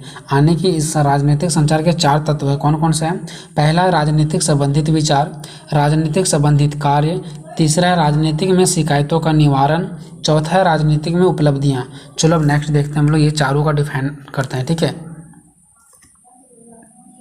देखो एक का करके हम लोग देखते हैं। पहला का नाम क्या था, पहला तत्व राजनीतिक संबंधित विचार, ठीक है। तो जब हमारे योजना मंत्री योजना के लक्ष्यों की चर्चा कर रहे होते हैं तब वो राजनीतिक संचारण की प्रभाव तत्व की बात कर रहे होते हैं, ठीक है। आने की देखो तो ये प्रथम तत्व की बात कर रहे होते हैं। मतलब जब हमारे मंत्री क्या करते हैं, हमारी योजनाओं पर विचार करती है, हमारी योजनाओं के लक्ष्य क्या है इस पर हमारा विचार विमर्श करती है, कोई भी योजनाओं पर विचार करती है, तो ये हमारा आ जाता है राजनीतिक संबंधित विचार के अंदर, आने के प्रथम तत्व के अंदर, ठीक है। दूसरा देखो राजनीतिक संबंधित कार्य, जब वो कोई कार्य करते थे दूसरा नंबर के अंदर आ जाता नहीं राजनीतिक संबंधित कार्य के अंदर। तो जब हमारी कठिनाइयों को सुधारने की बात करते हैं तो वह इस कठिनाई के लिए कार्य भी करते हैं, और यह राजनीतिक संचारण के दूसरे तत्व की बात कर रहे होते हैं, ठीक है। मतलब जब हमारे पास कोई कठिनाई होता है तो उसे सुधारने के लिए कार्य करते कि नहीं करते हैं, तो वही कार्य हमारा राजनीतिक संबंधित कार्य के अंदर आता है, यानी कि दूसरा नंबर के अंदर आता है। तीसरा राजनीतिक में शिकायत का निवारण, जब अनेक नागरिक सरकार के गरीब हटाओ जैसे कार्यक्रम की असफलताओं पर रोष जाहिर कर रहे होते हैं, तो वे राजनीतिक संचारण के तीसरे तत्व की बात कर रहे होते हैं। देखो राजनीतिक में शिकायत का निवारण, जब क्या होता है अनेक नागरिक सरकार के गरीब हटाओ जैसे बहुत गरीब लोग क्या करता है, नागरिक लोग गरीब हटाओ का आंदोलन करते हैं, नारे लगाते हैं, और ये सब जो कार्यक्रम की असफलता हो जाता है ना, तो ये सब चीज़ों पर ही क्या होता है, शिकायत जाता है सरकार के पास कि ये सब चीज़ें शिकायत कर रहा है, तो उसके लिए सरकार क्या करती है, निवारण करती है, मतलब उसके लिए अच्छे से काम करती है, जहाँ पे गलत पाया जाता है वहाँ पे अच्छे के लिए काम करती है। तो ऐसा जो सिस्टम होता है उसे राजनीतिक में शिकायत का निवारण के अंदर आता है, ठीक है। तो जब हमारा क्या होता है, जब गरीब लोग क्या करता है, नारा लगाता है कि गरीब हटाओ, तो उस पर सरकार रोष उत्पन्न करती है, रोष जाहिर करती है, मतलब बहुत ज़्यादा दुख जाहिर करती है, और उस पर कुछ ना कुछ एक्शन लेती है कार्य करने के लिए, ठीक है। तो ये हमारा राजनीतिक में शिकायत का निवारण के अंदर आता है। उसके बाद चौथा पॉइंट देखते हैं, चौथा में क्या, राजनीतिक में उपलब्धियाँ, जब प्रधानमंत्री जनता से कठिनाइयों के सामने साहस रखने तथा एकजुट होकर सरकार की सहायता करने की अपील करते हैं, जिससे बढ़ती हुई कीमतों पर काबू पाया जा सके, तो वे चौथे तत्व की बात कर रहे होते हैं। ठीक है, मतलब क्या होता है कि जब भी हमारा प्रधानमंत्री कोई कठिनाइयों से रिलेटेड, ठीक है, एकजुट होकर के सहायता करने की बात करती है, ठीक है जी, ताकि क्या हो, जो बढ़ रहा है हमारा कीमत, उस पर काबू किया जा सके। ठीक है, उस पर क्या किया जा सके, काबू किया जा सके। तो ये हमारा चौथे तत्व की बात कर रहे होते हैं, यानी कि ये राजनीतिक में उपलब्धि के बारे में बताता है। ठीक है, कि हमारे लिए सरकार क्या क्या काम करती है। हम लोग गरीब होते हैं तो एकजुट होते हैं, महंगा होता है तो उसको सरकार के प्रति बोलते हैं कि महंगा हो रहा है तो उसको कम करो, तो इस पर सरकार कार्य करती है, हमारे चौथे तत्व के अंदर आते हैं। ठीक है, अब लास्ट देखो नीचे क्या लिखे हैं, ऊपर वर्णित 4 तत्व, जो भी मैंने 4 तत्व देखा जो राजनीतिक संचार में किसी न किसी रूप में आवश्यक उपस्थित रहते हैं, चारों का चारों किसी न किसी राजनीतिक व्यवस्था में आवश्यक उपलब्ध रहता है। ठीक है, तो ये जो हम लोगों ने क्वेश्चन देखा, ठीक है, ये जो हम लोगों ने क्वेश्चन देखा वो राजनीतिक संचार की वाला क्वेश्चन में आपको मदद करेगा, क्योंकि मैंने बताया राजनीतिक संचार का अर्थ बताया, उसका परिभाषा बताया, तत्व बताया। तो ये राजनीतिक संचार की अवधारणा अगर आपके एग्जाम में क्वेश्चन आ जाता है तो आपको ये आंसर लिखोगे तो कहीं ना कहीं आपको क्या करेगा, ये क्वेश्चन का आंसर आपको हेल्प करेगा और आपको मार्क्स भी अच्छा मिलेगा। ठीक है, तो राजनीतिक संचार की अवधारणा वाला आप लोगों ने क्वेश्चन का आंसर देखा। ठीक है, अब अगर कोई डाउट है तो आप लोग कमेंट बॉक्स में बता। क्वेश्चन नंबर 6, राजनीतिक आधुनिकीकरण की परिभाषा दे तथा इसके विभिन्न प्रतिमानों, अभिकरणों एवं लक्षणों का वर्णन करें। राजनीतिक आधुनिकीकरण से आप क्या समझते हैं, इसके लक्षणों का वर्णन करें। सबसे पहले समझते हैं आधुनिकीकरण क्या है, फिर समझेंगे राजनीतिक आधुनिकीकरण क्या है, फिर हम लोग पूरा डिटेल्स में समझेंगे। ठीक है, देखो हम आपको पहले इस वीडियो को शुरुआत करने से पहले कुछ चीज़ें बताना चाहता हूँ, अगर आप उसे समझ जाओगे तो आगे आपको कहीं भी दिक्कत नहीं होगा। ठीक है, देखो आधुनिकीकरण का मतलब क्या होता है। आधुनिकीकरण का मतलब होता है चेंजिंग, परिवर्तन, बदलाव। जैसे मैं एक एग्जांपल लेता हूँ, बहुत पहले हम लोग पैंट शर्ट पहना करते थे, सिलाई करके उसको पैंट शर्ट पहना करते थे। आज वो ज़माना चल गया है, आज उसके जगह में जीन्स आ गया है, टी शर्ट आ गया है, अलग अलग तरीक़ा का चेंज हो चुका है। तो जो पहले हम लोग पहनते थे, ठीक है, सिलाई वाला कपड़ा, या तो जो हमारे पिता लोग पहनते थे या हमारे दादा लोग पहनते थे, तो जो पुराने ज़माने था उसको हम लोग बोलते हैं परंपरागत। जो भी वस्तुएं पहले की थी उसको बोलते हैं परंपरागत, और जो अभी का है उसको बोलते हैं आधुनिक। पहले वाले को परंपरागत और अभी वाले को आधुनिक। तो हम लोग क्या कर रहे हैं, परंपरागत से हम लोग चेंज हो रहे हैं किसकी ओर, आधुनिक की ओर, कि परंपरागत चीज़ों को छोड़ते भी जा रहे हैं और आधुनिक चीज़ों को क्या कर रहे हैं, हम लोग अपनाते जा रहे हैं। तो परंपरागत को छोड़ नहीं रहे हैं, ऐसा नहीं कि अब हम लोग पैंट शर्ट पहन ही नहीं सकते, पहन सकते हैं, लेकिन चेंजिंग आ चुका है। तो परंपरागत से आधुनिक की ओर चेंज, परिवर्तन होना ही हमारा आधुनिकीकरण कहलाता है ना। इसी प्रकार से आप लोग देख सकते थे कि पहले बच्चे लोग कहाँ पे पढ़ते थे, पेड़ के नीचे बैठकर पढ़ा करते थे, लेकिन अभी बड़ा बड़ा स्कूल हो गया है, अभी घर में भी बैठ के पढ़ सकते हैं मोबाइल फ़ोन से, जैसे कि आप पढ़ रहे हो। ठीक है, तो ये परिवर्तन हो गया ना। तो ये सब किसका देना, आधुनिकीकरण का। अगर आधुनिकीकरण नहीं होता तो हम लोग पहले जैसे ही पढ़ते, जब कोई चेंज ही नहीं होता तो फिर परिवर्तन कहाँ से होता। तो जो चेंजिंग होता है ना उसी को बोलते हैं आधुनिकीकरण। ठीक है, अब आधुनिकीकरण का मतलब तो समझ में आ गया है कि परिवर्तन। अब ऐसा नहीं कि सिर्फ स्कूल में ही परिवर्तन या जीन्स पैंट में ही परिवर्तन, सब चीज़ में, नियम कानून, पहनावा ओढ़ावा, बात विचार, चाहे वो देश का विकास हो, चाहे वो कोई नेता का चुनाव हो, हर चीज़ का पहले से अभी में चेंजिंग हो जाना, नया तरीका का अपनाना हमारा आधुनिकीकरण कहलाता है। पहले लोग बैलों से जोता करते थे हल, अभी ट्रैक्टर वगैरह का नया नया मशीन आ गया, तो कहीं ना कहीं आधुनिकीकरण का ज़माना है, अभी आधुनिकीकरण चल रहा है। ठीक है, अब आधुनिकीकरण का मतलब तो समझ गए, लेकिन ये राजनीतिक आधुनिकीकरण क्या है। तो देखो राजनीतिक में परिवर्तन को राजनीतिक आधुनिकीकरण कहते हैं। आधुनिकीकरण मतलब आप समझ गए कि परिवर्तन जो होता है, बदलाव जो होता है ना, उसी को हम लोग आधुनिकीकरण कहते हैं। तो राजनीतिक आधुनिकीकरण है क्या है, तो राजनीतिक में जो चीज़ें बदलाव होती है ना उसे हम आधुनिकीकरण कहते हैं, राजनीतिक आधुनिकीकरण।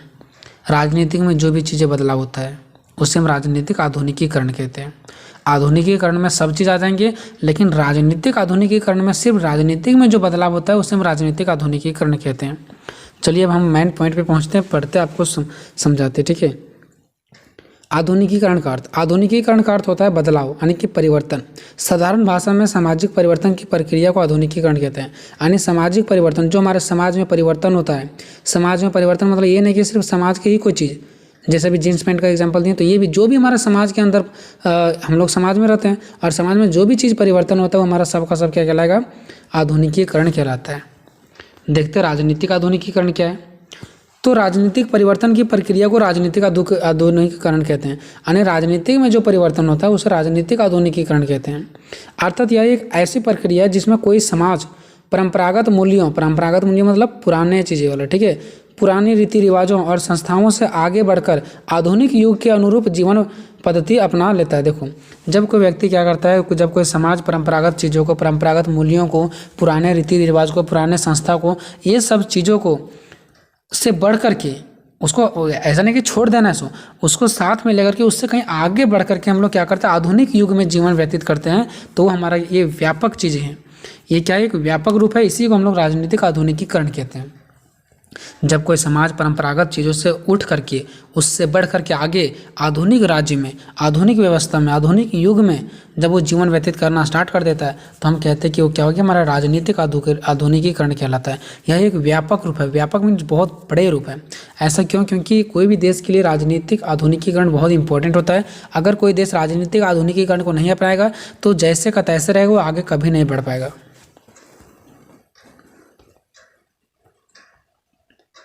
देखो, अब पढ़ते राजनीतिक आधुनिकीकरण का तो हम लोगों ने देख लिया अर्थ। अब इसके जो पहले के विद्वान लोग थे ना, पहले के विचारक लोग, पहले के जो लोग थे बड़े विद्वान, उन लोगों ने इसका कुछ परिभाषा दिया है। अब किस प्रकार से परिभाषा दिया सो आप लोग यहाँ पे देख सकते हो। देखो, अलग अलग विद्वानों ने राजनीतिक आधुनिकीकरण की अलग अलग परिभाषाएं दिया है। जो अलग अलग विद्वान थे वो राजनीतिक आधुनिकीकरण की अलग अलग परिभाषाएं दिया है। किसी का कहना है कि ये राजनीतिक आधुनिकीकरण इसे कहते हैं, तो किसी का कहना है कि राजनीतिक आधुनिकीकरण इसे कहते हैं। मतलब सबका जो बात है ना वो अलग अलग है। तो देखते हैं कि कौन कैसे हैं। सो आमंड और पावेल का नाम आप लोग बार बार सुन रहे होंगे, ठीक है, बहुत ही महत्वपूर्ण विचारक थे, बहुत ही महत्वपूर्ण लोग थे। तो इसने क्या कहा है राजनीतिक आधुनिकीकरण के बारे में, सो देखते हैं। इसने कहा कि राजनीतिक आधुनिकीकरण सामाजिक आर्थिक परिवर्तन से अनिवार्य रूप से संबंधित है। देखो, इसने क्या कहा कि जो राजनीतिक आधुनिकीकरण है ना वह किससे संबंधित होता है, सामाजिक परिवर्तन, आर्थिक परिवर्तन, निश्चित सी बात है। जो परिवर्तन होता है उसी को तुम लोग आधुनिकीकरण कहते हैं ना। तो जो राजनीतिक आधुनिकीकरण है ना वह किससे संबंध है, किससे जुड़ा हुआ है, तो समाज में जो चीज़ें परिवर्तन होता है, बदलाव होता है उससे, और आर्थिक रूप से जो बदलाव होता है उससे, ठीक है। सामाजिक और आर्थिक का जो बदलाव होता है ना, सामाजिक मीन्स हमारे समाज में, आर्थिक मीन्स होता है पैसों से रिलेटेड चीज़ें में, ये सब चीज़ों में जो परिवर्तन देखने को मिलता है उसे हम क्या बोलते हैं, राजनीतिक आधुनिकीकरण, ठीक है। तो राजनीतिक आधुनिकीकरण से संबंध होता है कौन, सामाजिक और आर्थिक परिवर्तन। अब उसके बाद देखो, राजनीतिक आधुनिकीकरण में निम्नलिखित बातें आती है। आमंड और पावेल का कहना है कि राजनीतिक आधुनिकीकरण में है ना वो बहुत सारी चीज़ें बातें आती है। कौन कौन सी बातें आती है सो आप लोग यहाँ पे देखो। पहला इन लोगों का कहना है कि किसी भी राजनीतिक व्यवस्था को इसलिए विकास करना ताकि उसके द्वारा समाज के संसाधनों की वृद्धि की जा सके। देखो, इनका कहना है आमंड और पावेल का कि कोई भी देश में, किसी भी समाज में राजनीतिक व्यवस्था को इसलिए विकास करना है, राजनीतिक आधुनिकीकरण को इसलिए विकास करना है, उसको इसलिए बढ़ाना है ताकि उसके द्वारा समाज के हर एक संसाधनों की वृद्धि की जा सके, ताकि लोगों को किसी प्रकार का कोई दिक्कत ना हो। समाज में हर प्रकार का संसाधन को क्या किया जा सके, विकास किया जा सके। और हर प्रकार का संसाधन समाज में तभी विकास किया जाएगा जब हमारा राजनीतिक आधुनिकीकरण का विकास होगा। तो पहला पॉइंट आमंड और पावेल का ये है कि किसी भी राजनीतिक व्यवस्था को इसलिए विकास करना जरूरी होता है ताकि उससे समाज में जो भी समाज है उसके संसाधनों में वृद्धि की जा सके। देखते हैं दूसरा क्या कहा आमंड और पावेल ने। तो इसने कहा कि नई समस्याओं को हल करना तथा समाज के कार्यों की आवश्यकता में वृद्धि करना। इनका ये कहना है देखो कि जो नई समस्या है, जो नई समस्या है उसको हल करेंगे, ठीक है। जो नया समस्या है उसको क्या करना, हल करना, तथा समाज के जितने भी सारे कार्य जो हैं, जो आवश्यक कार्य है उसमें वृद्धि करना। जैसे लग रहा है कि हमें समाज में बैठक होना चाहिए हर सैटरडे को, तो ये हमारा समाज के लिए आवश्यक कार्य है, तो इसको भी वृद्धि करना। तो ये सब चीज़ें वृद्धि करना तथा नई समस्याओं को हल करना, ये सब तभी पॉसिबल है जब हमारा राजनीतिक आधुनिकीकरण होते हैं, है ना। तो इसने बताया कि राजनीतिक आधुनिकीकरण क्या क्या है। तो सबसे पहले इसने कुछ बताया यहाँ के बारे में, आप लोग देख सकते हो। उसके बाद इसने कुछ मुख्य बातें बताई। जो पहला में इसने क्या बताया कि हमारे राजनीतिक आधुनिकीकरण का विकास इसलिए किया जाता है ताकि समाज में संसाधनों की कमी ना हो, इसका वृद्धि हो। दूसरा इसलिए ताकि समस्याओं को सॉल्व किया जा सके, उसको हल किया जा सके। अब दूसरा देखते हैं कॉलमैन के अनुसार से। कॉलमैन ने क्या कहा, तो इसने कहा कि राजनीतिक आधुनिकीकरण ऐसे संस्थागत ढांचे का विकास है। इसने कहा कि राजनीतिक आधुनिकीकरण ऐसा विकास है जो पर्याप्त लचीला हो और इतना शक्तिशाली हो कि उसमें उठने वाली मांगें की मुकाबला कर सके, अर्थात मांगों को पूरा कर सके। देखो आप लोग नहीं समझेंगे, देखो मैं बता देता हूँ।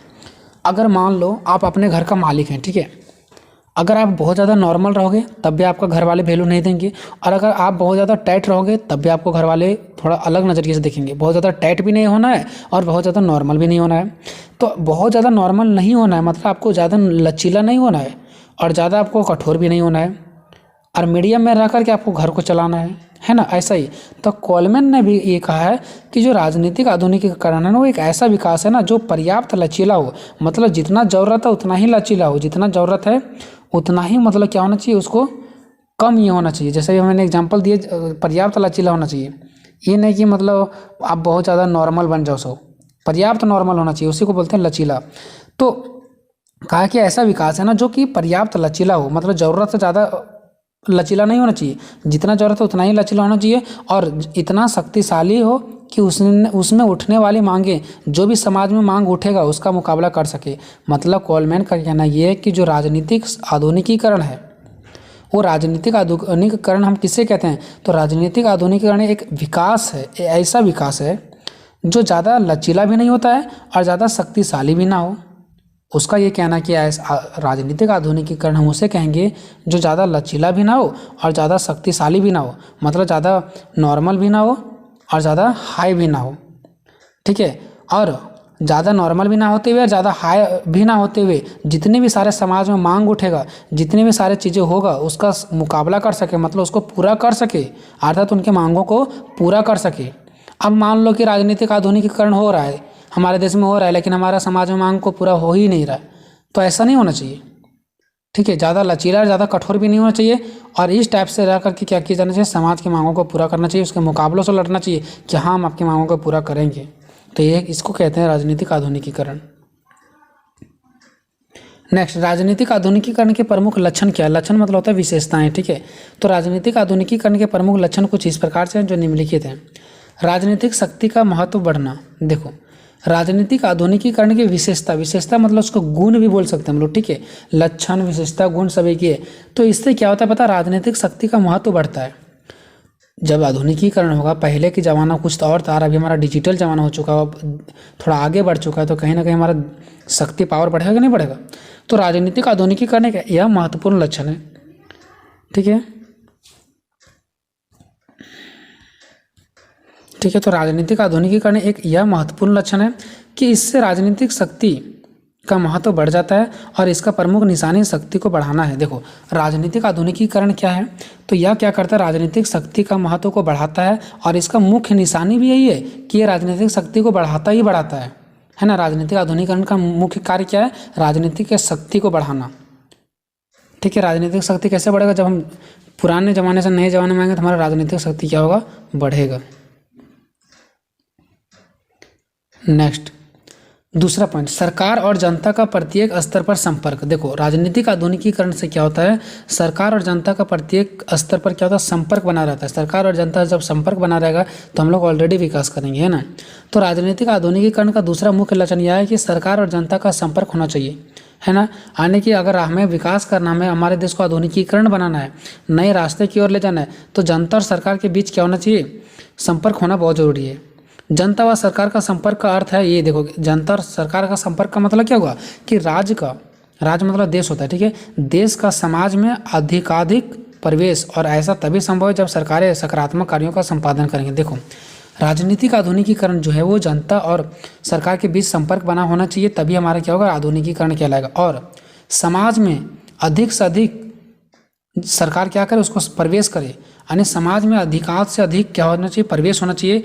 और ऐसा तभी संभव है जब सरकार सकारात्मक कार्यों को संपादन करे, यानी सकारात्मक कार्य, अच्छे कार्य करे, और समाज के लिए अच्छे जब कार्य करेंगे तो इसका मतलब क्या है कि सरकार हमारे समाज में घुस गए, अच्छे कार्य करेंगे, ठीक है। तो अच्छे से जब कार्य करेंगे तभी ऐसा पॉसिबल, अन्यथा पॉसिबल नहीं है। तीसरा, राजनीतिक संस्थाओं का विभिन्नीकरण और विशेषीकरण। देखो विभिन्नीकरण क्या और विशेषीकरण क्या है। तो जो हमारा राजनीतिक संस्था है उसको विभिन्नीकरण मतलब हमारा ऐसा विकास हो, हमारा ऐसा आधुनिकीकरण हो जो विभिन्न हो, मतलब अलग अलग हो। ऐसा नहीं कि एक ही विकास हो रहा है। विभिन्नीकरण मतलब अलग अलग विकास, और विशेषीकरण मतलब ये कोई खास विकास, विशेष विकास। ऐसा नहीं कि कोई भी विकास हो रहा है, एक छोटा मोटा भी हो गया कि चलो हमारा देश में विकास हो रहा है, ऐसा नहीं। विभिन्नीकरण मतलब अलग अलग विकास होना चाहिए, और विशेषीकरण मतलब इम्पोर्टेंट विकास, यानी विशेष विकास जिसको खास बोलते हैं, ठीक है। तो राजनीतिक संस्थाओं का विभिन्नीकरण और विशेषीकरण। तो राजनीतिक आधुनिकीकरण के लिए यह जरूरी है कि आधुनिक राजनीतिक संस्थाओं में विभिन्नीकरण और विशेषीकरण हो। विभिन्नीकरण मतलब क्या, अलग अलग विकास, और विशेषीकरण मतलब कुछ खास विकास, इंपॉर्टेंट विकास, है ना, ऐसा करके। चौथा, जन सहभागिता। जन सहभागिता मतलब हम लोग इसके पहले पढ़े थे, अगर आप उस वीडियो को नहीं देखें जाकर के देख लो। सहभागिता क्या है, जहाँ पे लोग अपने भाग लेते हैं, अपने देश के लिए, अपने देश राष्ट्र के लिए, अपने राज्य के लिए जो कार्य करते हैं उसे हम सहभागिता कहते हैं ना। और जन सहभागिता मतलब जन मीन्स लोग, जो जन भागीदारी निभाता नहीं, जो लोग भागीदारी निभाते हैं ना उसको बोलते हैं जन सहभागिता, ठीक है। तो लोगों का भागीदारी ऐसा समझो, लोगों का भागीदारी। राजनीतिक आधुनिकीकरण में यह भी विशेष माना जाता है कि संस्थाओं मतलब सभा, समाज और प्रक्रियाओं में जन सहभागिता में वृद्धि हो। देखो राजनीतिक आधुनिकीकरण का सबसे ज़्यादा विशेष माना जाता है, यह भी विशेष माना जाता है एगो कि संस्थाओं और प्रक्रिया में, यानी कोई भी संस्था, समाज में और कोई भी प्रक्रिया में जन सहभागिता में वृद्धि हो, कि जन मीन्स लोगों का साझा होना चाहिए। देखो आधुनिकीकरण हमारा देश तभी होगा जब लोगों का साझा होगा, जब लोगों का भागीदारी निभाएंगे तभी हमारा देश आधुनिकीकरण की ओर बढ़ेगा, है ना। और जन सहभागिता यानी कि लोगों का भागीदारी कितनी है, यह भी राजनीतिक आधुनिकीकरण में विशेष भूमिका अदा करती है। इसमें यह भी देखा जाता है कि जो हमारे राज्य, हमारा देश राजनीतिक आधुनिकीकरण की ओर बढ़ रहा है, उसमें जन सहभागिता कितना, यानी कि जनों का अगर मैं बोलूँ तो साझेदारी कितना है, लोगों का भागीदारी उसमें कितना है। ऐसा नहीं कि लोगों का भागीदारी है ही नहीं यार, हमारा देश का सिर्फ सरकार बोल रही है कि नहीं विकास कर रहा है, हमारा जनता साथ है ही नहीं, जन साथ में उसमें नहीं है, लोग साथ में नहीं है। तो ऐसा नहीं होना चाहिए। राजनीतिक आधुनिकीकरण का विशेषता तभी होगा एक, जब लोगों का वहाँ पे भागीदारी हो, है ना। उसके बाद पांचवा, नागरिकों की अभिवृत्तियों में परिवर्तन, ठीक है। तो नागरिकों मीन्स तो आप लोग समझ रहे हैं, जो हम लोग हैं सब हम लोग देश के जनता क्या है, नागरिक हैं। उसके बाद आप लोग यहाँ पे जो देख रहे हैं अभिवृत्तियों, ये अभिवृत्तियों का मतलब क्या है, तो अभिवृत्ति का मतलब होता है मन, स्थिति, ज्ञान, बुद्धि, ये सब चीज़ें, ठीक है। किसका, तो हमारे ज्ञान बुद्धि जो होते हैं, मन होते हैं, उसको अभिवृत्ति बोलते हैं। तो नागरिकों की अभिवृत्ति में यानी कि उसके ज्ञान में, उसके बुद्धि में, उसके मन में, उसकी स्थिति में परिवर्तन होना चाहिए। अब मान लो हमारे मन में जो चीज़ें पहले बैठा हुआ था 10-20 साल पहले, वही चीज़ें, वही परंपरागत, वही संस्कृति, वही रीति रिवाज अभी भी जुड़ा हुआ है, उसके ज्ञान मन में कुछ वृद्धि नहीं हुआ है, तो ये हमारा आधुनिकीकरण नहीं कहलाएगा, ठीक है। तो नागरिकों की अभिवृत्तियों में परिवर्तन होना चाहिए। तो राजनीतिक आधुनिकीकरण के लिए यह भी महत्वपूर्ण है कि नागरिकों की अभिवृत्तियों यानी उसके मन, ज्ञान, बुद्धि, स्थिति में परिवर्तन आए, तभी हम उसको बोलेंगे ये हमारा क्या, राजनीतिक आधुनिकीकरण है। तो इसका ये भी एक विशेषता है। अब देखते हैं राजनीतिक आधुनिकीकरण की कुछ समस्याएं भी होती है। ऐसा नहीं है राजनीतिक आधुनिकीकरण हमारा देश हमेशा आधुनिकीकरण की ओर ही बढ़ता जाएगा, कुछ ना कुछ समस्याएं भी आती है। तो राजनीतिक आधुनिकीकरण की प्रक्रिया के समय अनेक समाजों को विभिन्न समस्याओं का सामना करना पड़ता है। ये समस्याएं कुछ इस प्रकार से है। जब हमारा समाज, हमारा देश का समाज, जब ये हमारा देश का जो समाज है वो आधुनिकीकरण की ओर जब बढ़ रहा होता है तो उससे बीच में बहुत सारे रास्ते में ठोकरें भी मिलती है। कौन कौन से ठोकर हैं, जिससे राष्ट्रीय एकता की समस्या, उस टाइम ये भी देखा जाता है कि हमारे देश का एकता कहीं टूट ना जाए, एकता बने रहे, ऐसा कोई कार्य ना हो जाए जिससे हमारा लोगों के बीच लड़ाई झगड़ा हो जाए, एकता हमारे देश में बना रही। ये भी बहुत बढ़िया इंपॉर्टेंट चीज़ें ध्यान में रखना पड़ता है इसको, कि हम विकास तो कर रहे हैं, कहीं ऐसा तो ना हो कि हमारा देश का एकता टूट जाए। दूसरा, प्रजाति, परंपरा, भाषा तथा धर्म के प्रति विशेष प्रतिबद्धता। देखो प्रतिबद्धता लगाया जाता है, कभी भाषा को लेकर के, कभी धर्म को लेकर के, देखते होंगे भाषा को लेकर के लड़ाई झगड़ा, तो धर्म को लेकर के, तो परंपरा को लेकर के, तो उसका संस्कृति को लेकर के, जाति प्रजाति, ये सब चीज़ों को लेकर के क्या होता है, प्रतिबद्धता, विशेष प्रतिबद्धता होती है, ठीक है। तो ये भी एक समस्या ही है। तीसरा, नवीन तथा परंपरावादी। नवीन मतलब ये अभी वर्तमान वाला जो नया है जिसको आधुनिक बोलते हैं, और परंपरावादी मतलब जो पहले है।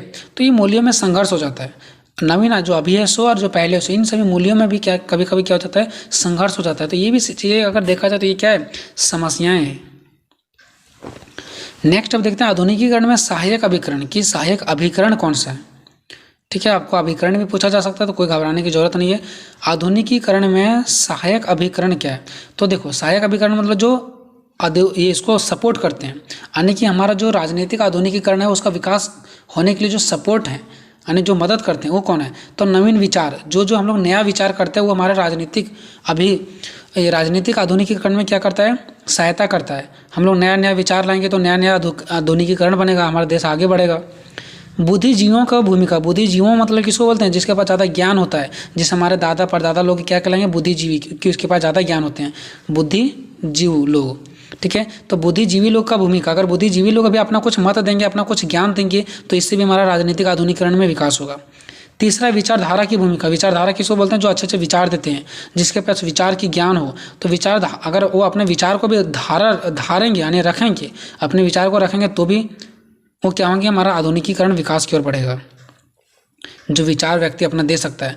चौथा है सरकार की भूमिका। अगर सरकार भी अपनी भूमिका दे रही है, सरकार भी हेल्प कर रही है, मदद कर रही है, तो निश्चित तौर पर हमारा राष्ट्र जो है वो आधुनिकीकरण की ओर बढ़ेगा। पांचवा है दलीय संगठन। दलीय संगठन मीन्स हो गया अलग अलग पार्टी के लोग, अलग अलग दलियों के लोग मिल करके काम करें। ये नहीं कि वो अलग पार्टी का, ये अलग पार्टी का, तो आपस में लड़ झगड़ रहे हैं। अगर मिल करके काम करेंगे, वो दलीय संगठन बन जाएंगे जब एक साथ, तब भी हमारा क्या होगा, आधुनिकीकरण का विकास होगा। तो इस प्रकार से हम लोगों ने देख लिया कि राजनीतिक आधुनिकीकरण में कुछ समस्याएं भी आती है, तब कुछ सपोर्ट भी चीज़ें करती है, कुछ सहायक भी होते हैं हमारे। ठीक है, अब चलते हैं निष्कर्ष की ओर। तो अतः हम कह सकते हैं कि राजनीतिक आधुनिकीकरण राजनीतिक में परिवर्तन कर किसी भी राष्ट्र को उसके परंपरागत अवस्था से उठाकर आधुनिक अवस्था में लाता है। मतलब क्या करता है, ये राजनीतिक में परिवर्तन कर देता है। परिवर्तन क्यों करता है, क्योंकि ये परंपरागत से उठा करके किस अवस्था में लाता है, आधुनिक में ले आता है हम लोग को। ठीक है, और उस समय के अनुसार राजनीतिक व्यवस्था ढलती है, और उस समय के अनुसार राजनीतिक व्यवस्था ढलती है जो अभी चल रहा है। जिससे पहले परंपरागत था, अभी से हम लोग उठ करके आधुनिक में है, तो अभी हम लोग उसी अनुसार से ढलेंगे जिस अनुसार से भी समय चल रहा है ना। तो उस समय के अनुसार राजनीतिक व्यवस्था ढलती है। अतः किसी राज्य के लिए राजनीतिक आधुनिकीकरण महत्वपूर्ण है। अतः किसी भी राज्य के लिए, राज्य मतलब देश के लिए जो राजनीतिक आधुनिकीकरण है वो बहुत ही महत्वपूर्ण होता है। सो आइए दोस्तों, ये वीडियो आपको कैसा लगा, अभी मैं अच्छे से नहीं समझा पा रहा हूँ क्योंकि थोड़ा मुझे एनर्जी लॉस की जैसा लग रहा है। ठीक है, शॉर्ट टाइप्स का ये जो 2 क्वेश्चन बच गए दोस्तों, इसका आंसर हम लोग करेंगे नेक्स्ट वीडियो में, क्योंकि ये दोनों का आंसर नहीं बना हुआ था। ठीक है।